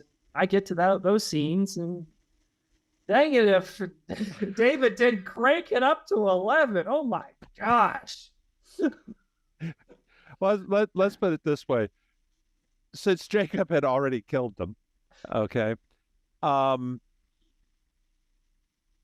got inside the characters who, as he says in the notes, they hadn't even been named, okay, but I'd always envisioned them as, I got inside them and I built that relationship. And then there's a scene at the end of it where his wife has fought to the last to protect her children. Okay, she's been basically facing the Terminator with a 45 in her hand.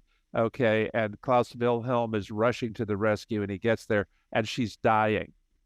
I mean, she's broken, she's dying, and she's saying, the children. And Klaus Wilhelm looks over at the safe room where she'd been hiding the children, and it's been incinerated, and they're all dead. And he says, the children are fine, darling. You saved them. And so then Raybert, one of the time travelers, says, let me have her. I can take her back to the auto dock in the time ship, and we can save her. And Klaus Wilhelm says, can you save her daughters? And Raybert says, no, it's too late. And he says, then let her go. Okay. That's what I did to you for the goldfish. Okay. I just want you to know, Explain what is it? I don't think that's really been explained. What is the goldfish? What does that mean in this context? They were the kids and the wife were the goldfish. I left the goldfish bowl in the book, and when I came back, he killed them all. So the reason why we call them the goldfish is that I made a post on David's forum, and I was sort of telling us the story, one of the stories behind the story. And so the whole time, in order to avoid spoilers, I'm referring to his family as Klaus Wilhelm's goldfish. And so that then became a sort of Okay, a so it's joke between the two of us. He's saying in the course of writing this book that hasn't been released yet that you guys don't know about, I killed the okay. goldfish. Okay. I was And just trying to figure out, is this a commentary like goldfish have poor no, memories, or I don't know. no. But I will say Okay. that he's on a reducing diet where destroying universes is concerned. I just, I had to put my foot down on that one, This is yeah. actually a true story. So after book 2, the Valkyrie Protocol, David Weber and Tony Weisskopf, who's the head of Baen Books, they did place me on a universe-destroying diet for at least 2 books. We can't destroy any universes in the next 2 books. Now, the other thing is I had always visualized this, the time traveling guys, as having both sort of a military component, sort of the grand scale where you have to deal with threats to the very existence of the universes, and also having a law enforcement function. And I was thinking of it as primarily law enforcement that would be related to misuse, abuse of the time travel, dimension traveling technology. Well, Jacob and I did an outline. Jacob did a rough draft, and Tony read it and said, bleh, more or less. Okay. And so she said, what you really need here is something that would be more like a police procedural. Well, Jacob had never read any police procedurals. So Tony and I gave him the 87th Precinct, and we didn't see him again for a month. And he came out and he said, oh, I love these. Okay. And so what we have here is the protocol novels like Gordian Protocol, Valkyrie Protocol. Those are going to deal with macro events. And basically the protocol and the title is that after we survive each near-miss extinction event in that book, there's a protocol put in place to try and keep that from happening again, kind of thing. Okay, well, the files are going to be the procedurals, and they are much more into the depths of the 2 societies, the 2 competing universes that we have that have to learn to live together. And I think it is a much richer vein to mine than what I originally had in mind. I think that Jacob, I'm sorry it took him this long to meet police procedurals, because I think that's what he would have written otherwise, kind of thing. But he really, really has done an excellent job in here. And the Weltall File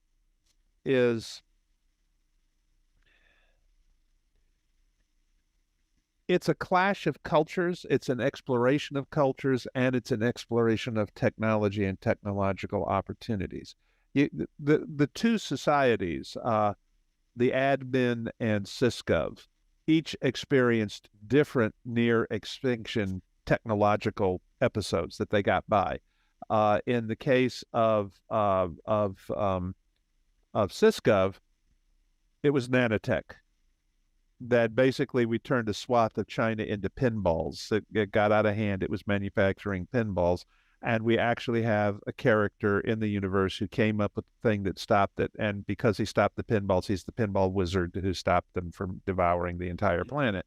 Okay. In admin, it was AI that got out of control. They had to pretty much nuke Asia till it glowed, because that's where the AI was located, and it was the only way to stop it. So these 2 cultures have very different attitudes towards technology. SysGov is all in for AI, artificial personalities, or full citizens, the whole 9 yards. The admin is like, no. We have AI, but it's boxed. It's not allowed to get out. It's not allowed to do anything. Well, this creates horrendous social issues, because a huge chunk of SysGov's population never had a corporeal existence at all. And a bunch of them, you have meat parties where you transition into your synthoid body because your physical body's starting to lose a notch or 2. So we have all this stuff, and a lot of it grew out of the excellent job that Jacob did in crafting these 2 different societies. SysGov is actually a post-scarcity society. Admin is in the process of becoming one. And that lets us play with models as how does a post-scarcity society handle this? And how does somebody making that transition survive the transition? Okay. I personally think that in many respects, the file novels are a richer element in that respect than the protocol novels are. And I think that the police procedural format is, I wish that I could say that we had been inspired to do this from the get-go, but I think it is very nearly a perfect way to do that, because you get to look at both societies under stress, dealing with criminals, dealing with terrorists in some cases. And it's really, really working. And I think that one of the reasons it's working as well as it did is that Jacob has the mindset and the attitude to plan out. It's the engineer in him in part, because he's planned out how this is going to happen. He's also planned out how he's going to reveal it, and where he's going to give you blind alleys that the characters go, hurroo, hurroo, down, and then say, well, that didn't work. I'm very, very pleased with them. And I have to say that, on the File novels, those are really a lot more Jacob than they are me. I think in the Weltall File, I may have changed a verb. I did something huge. I mean, I remember it was big, whatever it was. Yeah, yeah. But I mean,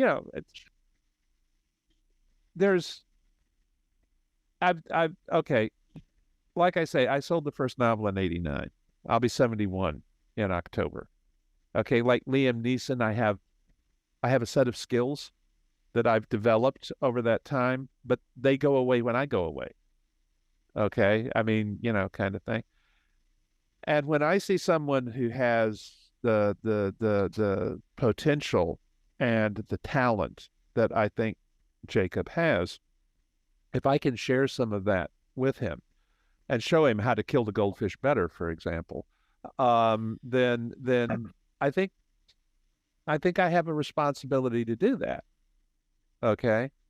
And I have to say that I also feel that I have been repaid several times over from working with Jacob and what he has brought to these books.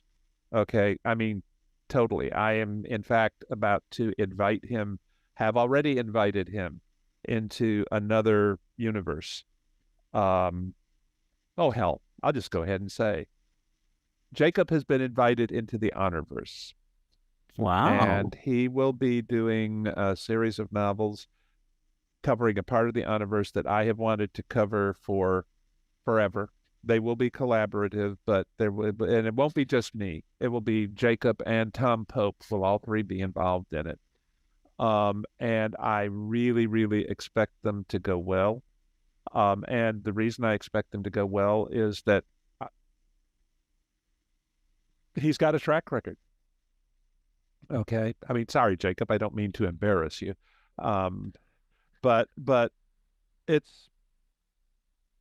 there are people who have a gift for storytelling. And at the risk of sounding immodest, I'm one of them. Okay. I mean, that's what I do. That's who I am.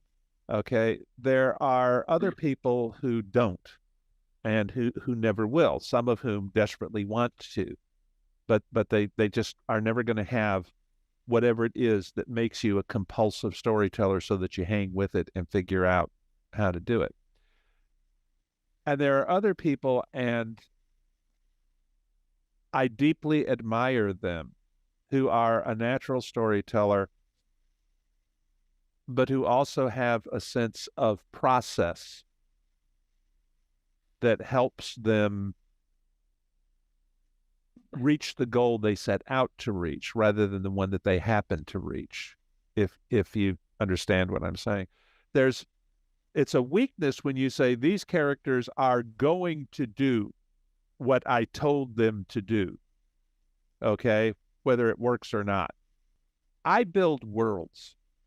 That's what I do, but I build them from the historian's perspective, okay? And so for me, that part of it is easy, because that's what I've spent 60 years of my life studying, is history and human beings and how cultures move and evolve. That, to me, that's easy. Okay. Jacob is the engineer. He's the hard sciences guy. Okay. and watching him build worlds and watching him build storylines in those worlds, coming at them from the engineer's perspective has just been so much fun. Okay.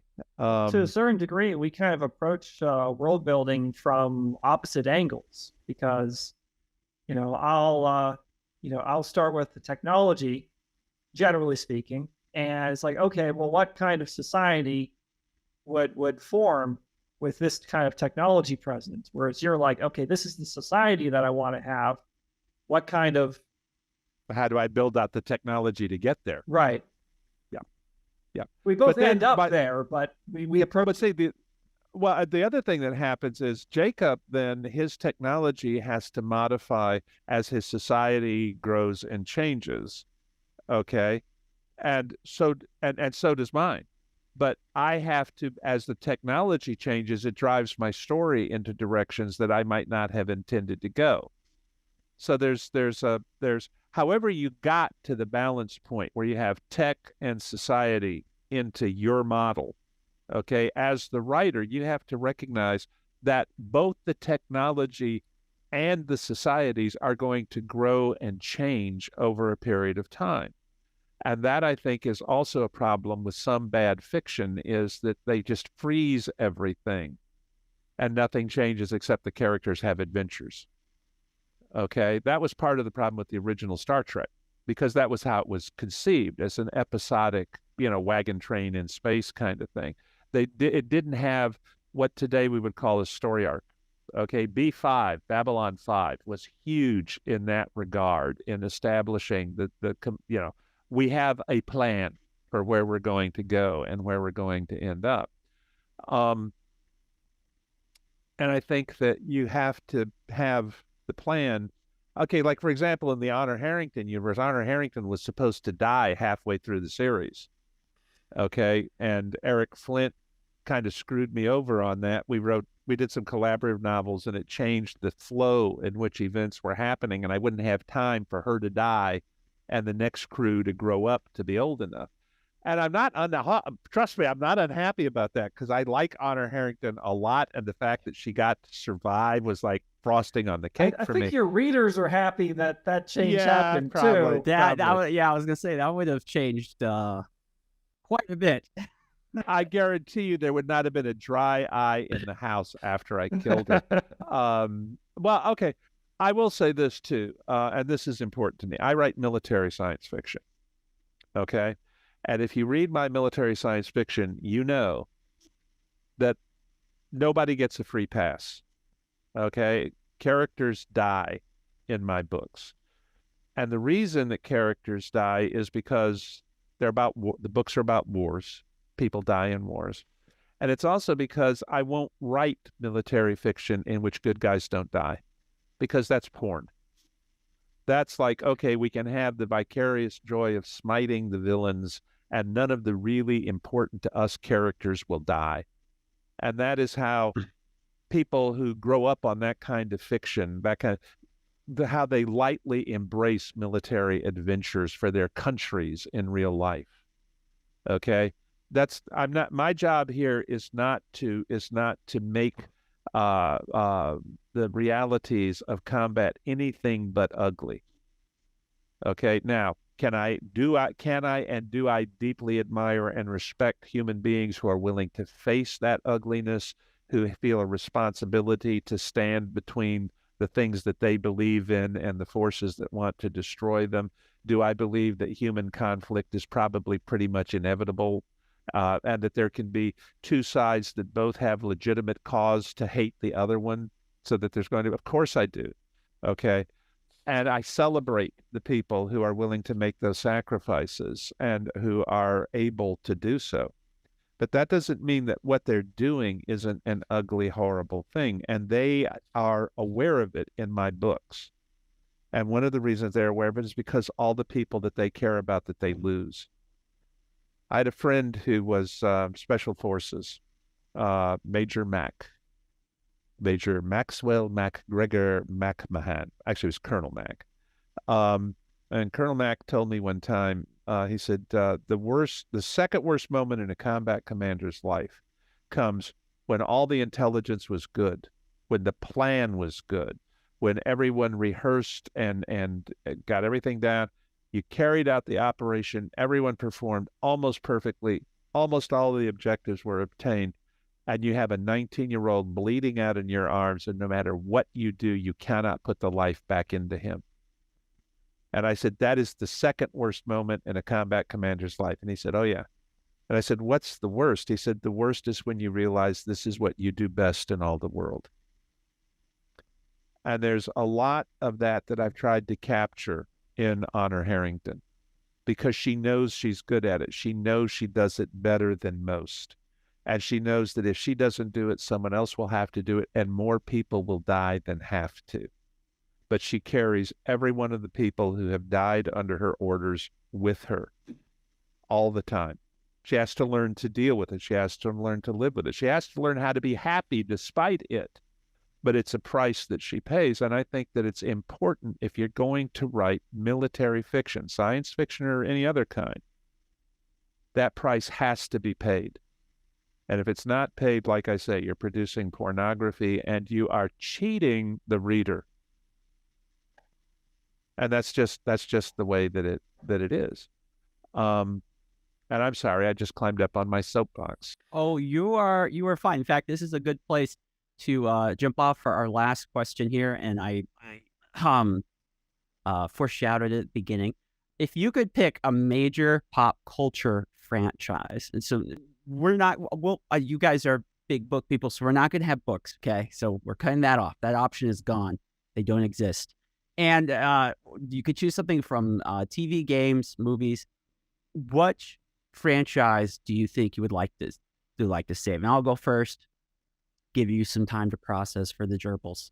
Doctor Who, I mentioned a few times. I used to love Doctor Who, and I really loved like the short stories. I really loved the small serial audios. I liked the stuff that had serious authors and they were really playing through it. What's happened to that franchise, its handling by the BBC in recent years is a hate crime. It's terrible. I'm ready to go. Like, I have so many ideas. Like, I know how I could save it. I could resuscitate the victim. That I don't know. Russell T Davies is there now. Maybe he'll do it. But from the previews I've seen, I don't know. It might be too late. Don't get me started on the last season of Supernatural. Do not. Franchise.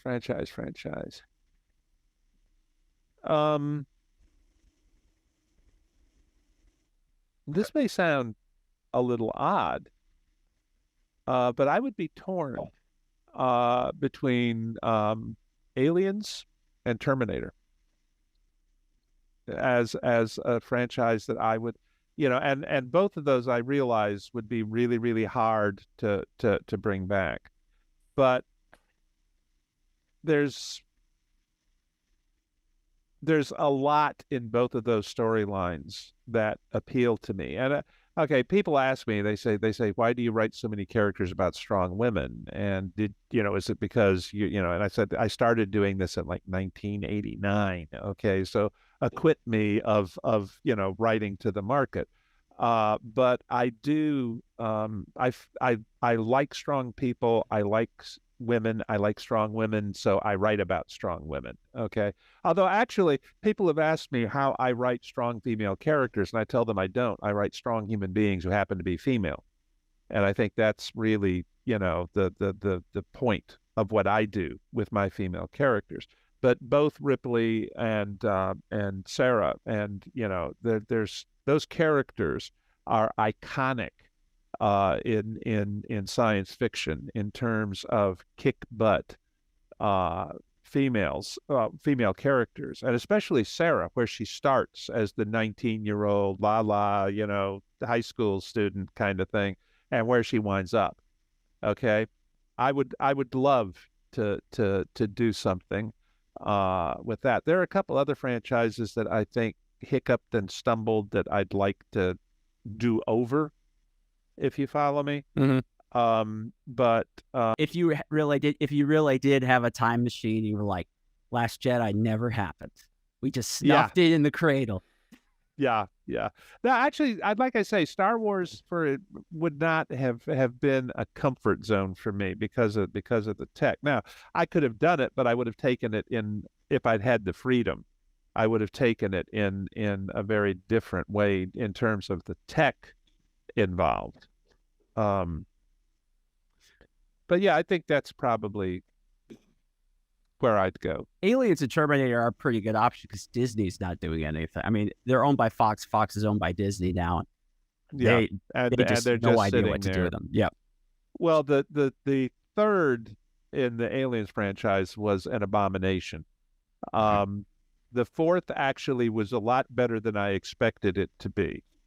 But my favorite scene is the one with Ripley on the basketball court with the basketball. When what's his name? The guy who played Vincent, Ron Perlman, is making comments about it, and she just holds the ball up and just crushes it and pops it right in front of him, and he's like, "Ooh, okay, I'll go away and be good." That's one of my favorite scenes in the entire movie, but that's because I'm basically a shallow fellow. Okay. According to the mythos on the director's cut, that was actually done in one take. She actually made that basket. Didn't know if you were aware of that. Like I say, the third one, okay, the third one basically took everything they'd accomplished in the second one and threw it straight into the crapper, which is essentially what they did with the Last Jedi trilogy. Is they took everything from the original series and basically just said, Not gonna rant. I'm not gonna rant.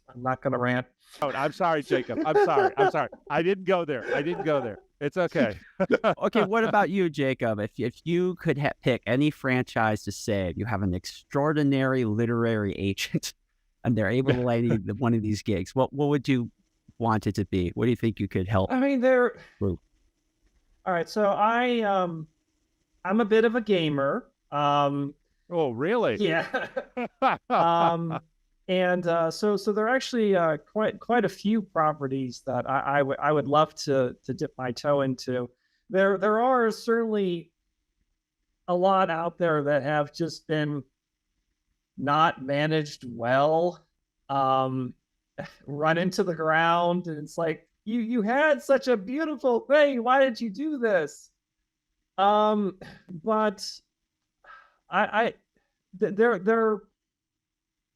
so I gotta pick something, and can I pick two? Apparently you can. Apparently you can because David did, so that's fine. All right, so see, I opened that door for you. Okay, all right. So one of the properties I just really enjoy the lore. I enjoy the way that the universe has been constructed to allow a lot of different stories. And that's Warhammer 40K. Interesting.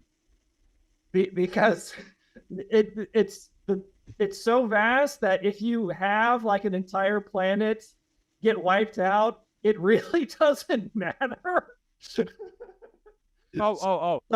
Trust me, with anybody who hasn't read the Weltall File yet, they're going to recognize where you were coming from, boy. I'm just telling you. But the other one is it's a smaller property, but it's one that I really love.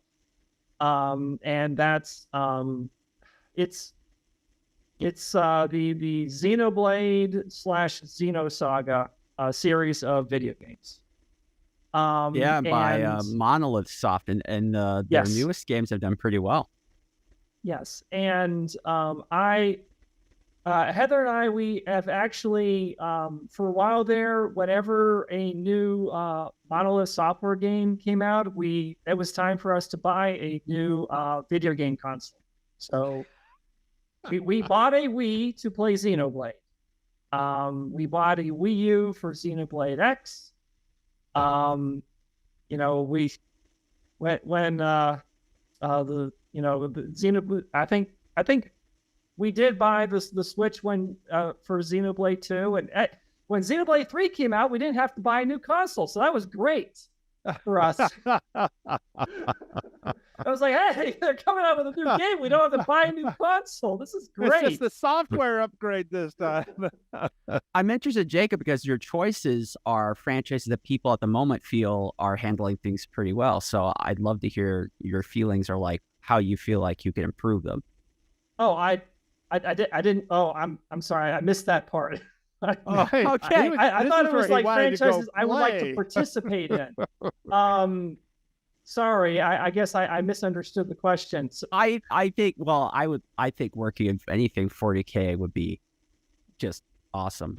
Maybe the only thing that 40K really, I think, disappoints fans in these days is the actual tabletop game itself and how Games Workshop handles it. But your choice for the Xeno, that's really interesting because that game series started with an unfinished PS1 title, Xenogears, which I really enjoyed, even though it's unfinished. Actually, the kind of inside joke about the Weltall File's name is that Fei Fang Wang's gear, Weltall, that's where the name came from.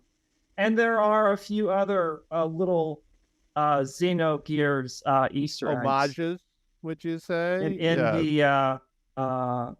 a few character names that players of Xenogears may recognize in the book.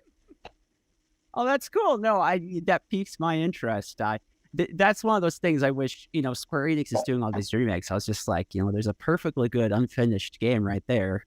Oh, I would love to see a Xenogears remake. Oh my gosh. Yes. Yeah, that would be good. I've never been a video gamer. My gaming was all tabletop and miniatures and boards. And because the writing got in the way, I didn't have time to. I tell people that you only have X amount of literary or storytelling energy. Okay. And I can use the same amount of energy to write 5,000 words or read 100,000 words. Okay. And I need to write the 5,000 so I don't read the 100,000. Do you see what I'm saying? And I think the same thing is true where gaming is concerned. I stayed away from video gaming for the same reason I stay away from a lot of stuff that's currently being released in movies and television and whatnot. Okay. I strayed into Person of Interest. Okay, and was promptly hooked and sucked in, and except for the third season, I think, where they kind of go a little astray. That's a dynamite series, especially when they knew they were on the last season. Oh boy, did they nail it in the last season of that program, and it's a complete story arc like Babylon 5. Okay, so although they left themselves an opening to go further at the end of it if they wanted to, but I think it's a very satisfying conclusion to it. Now, Sharon and I, unscrupulous woman that she is, she agreed to watch Person of Interest if I'd agree to watch Supernatural. Now, she did not say to me the same number of episodes of each you follow. Yeah, that's cheating. Okay? That's cheating a little bit because Supernatural's got like 13 seasons, I think. Yeah, but that's okay. I got even with her. There's an episode of Supernatural of Person of Interest where Elias gets shot. And so I'm out here working in my office and she's watching there. I get this text where they killed Elias. And I texted back, did they? I hate you. So she goes along a little later. She says, is he really dead? I said, I don't know. Is he? I hate you. So she goes along a little more. She says, I think he's really dead. And I said, he could be. She says, I still hate you, kind of thing. So then she gets to the episode. Well, she didn't realize it, but we were on a group thread with the girls. Okay.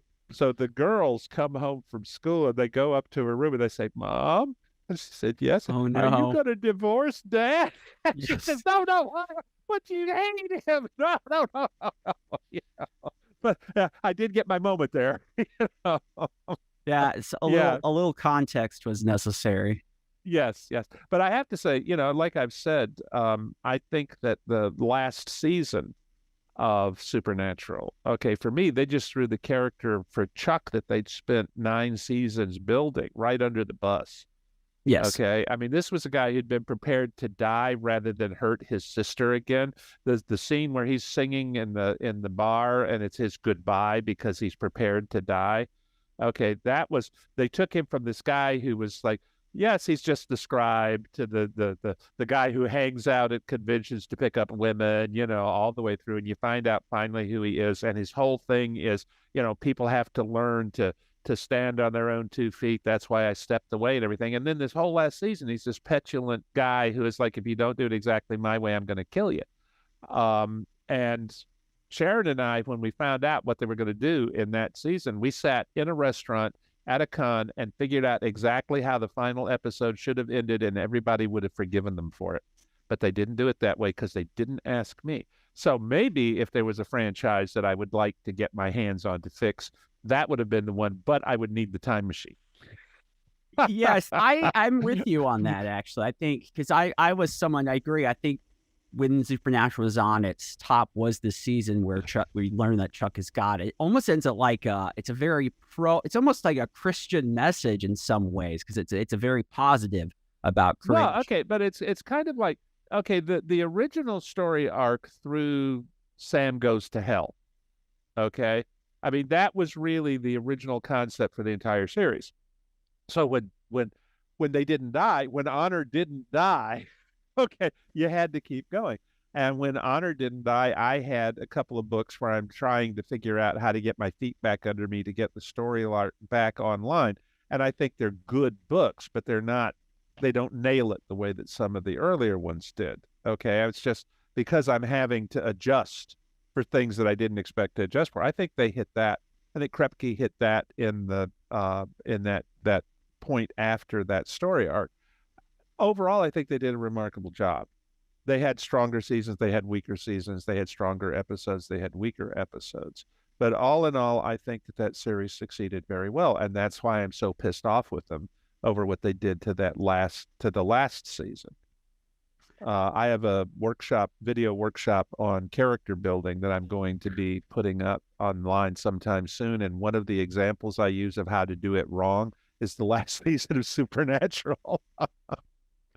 But that's really, I mean, that's kind of part of the special part of enjoying something that's well crafted. If it's like any one of the Disney made Marvel TV shows, there's no one hotly debating, what happened in an episode of Hawkeye or Miss Marvel. No one cares. It's like you watched it, you forgot what you just watched. There's no real chance of emotional investment.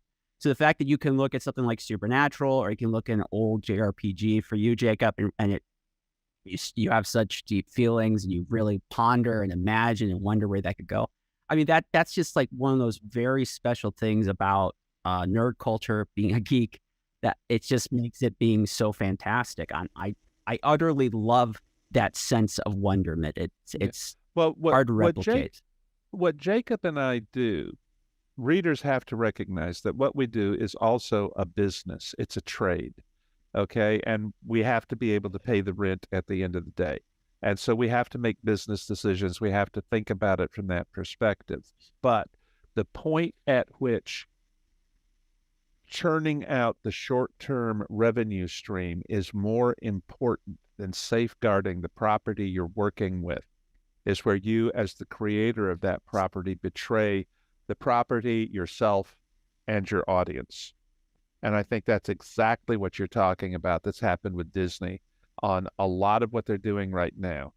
Okay, now, do I think there are other factors in play, other elements that they're trying to appeal to, other bullseyes they're trying to stay out of? Yes, I do.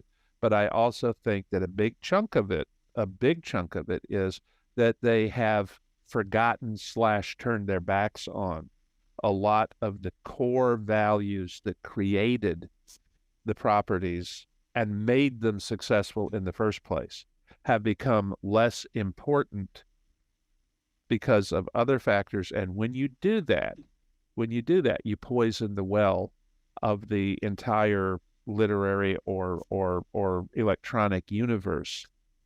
I think that where it becomes evident is when you say it's like, nobody can really remember what happened in the movies because they don't care anymore. I've seen the same thing said about the last John Wick movie.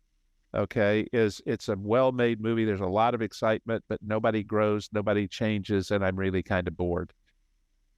All right, and I think you see a lot of that in what you're talking about right now.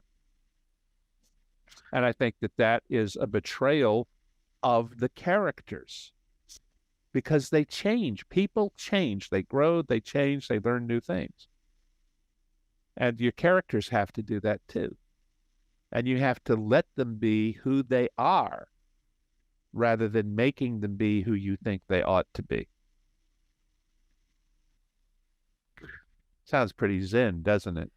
A little. No, I think that's a good place to end this. That does play upon the themes of what we were talking today.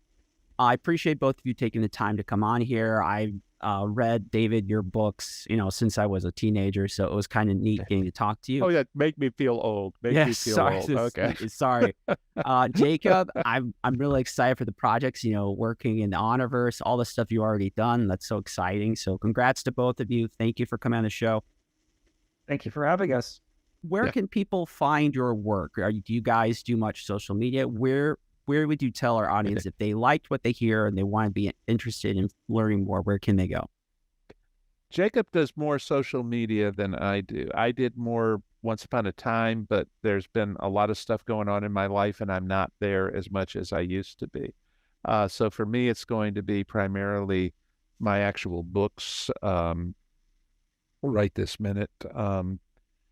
And Amazon, Bain, I tend to leave because I'm a traditionally published kind of guy. I kind of tend to leave the marketing in their hands, but I am very active on the con circuit. Sharon and I do between 3 and 5 cons a year. So if you want to, get a chance to sit down and be trapped for 2 hours in a room with me when you meant to only ask one question, just come to a con, and yes, you too can have that experience. Jacob? So when David says that I'm more into social media than he is, he's actually referring to my wife. Well, this is true, but who handles our social media accounts. Our books are on Amazon. Our traditional, the stuff that's published through Bain. You can, of course, find on Bain.com, Barnes & Noble, places like that. But we also have holowriting.com, which is our website. And you can find whatever my wife has put there on that website. Heather is great. Heather is a social media butterfly, and I'm very, very lucky to be married to her on many, many different levels. Because I do not like social media at all. Yep. I just like to go into my corner and do my writing and come back with a product, and I don't want to market it. I don't want to talk about it. And Heather handles so much of that for me, so I'm very, very lucky to be married to her. There are very few people I know who are successful writers, successful creators who are married, who don't have a partner who is a huge part of their success. Okay. Sharon is my supporter in ways that are different from Heather's because she's not a social media person either. But oh my God, when the Dark Lady of Manticore cuts loose at a con, everybody's, it's, and she does not understand why people love her. And I say, well, honey, kind of thing. But yes, I think Jacob has been deeply blessed in Heather, and I know I have in Sharon. And that has nothing to do with social media, but I think it's something that we both needed to say. Having a reliable life and eternal partner can make a big difference, all kinds of things. Mm-hmm. All right. Well, gentlemen, thank you so much for coming on the show. Thank you, audience, for taking the time to listen and watch. If you liked what you saw here or heard here, please be sure to subscribe either on YouTube or your podcast app. Thank you again to Bain Books Publishing and Young Voices for helping host this production. And of course, shout out to my wonderful editor, Chris Holloway, for putting this together and making me sound so much smarter than I actually am. Until next time, my friends, keep geeking out.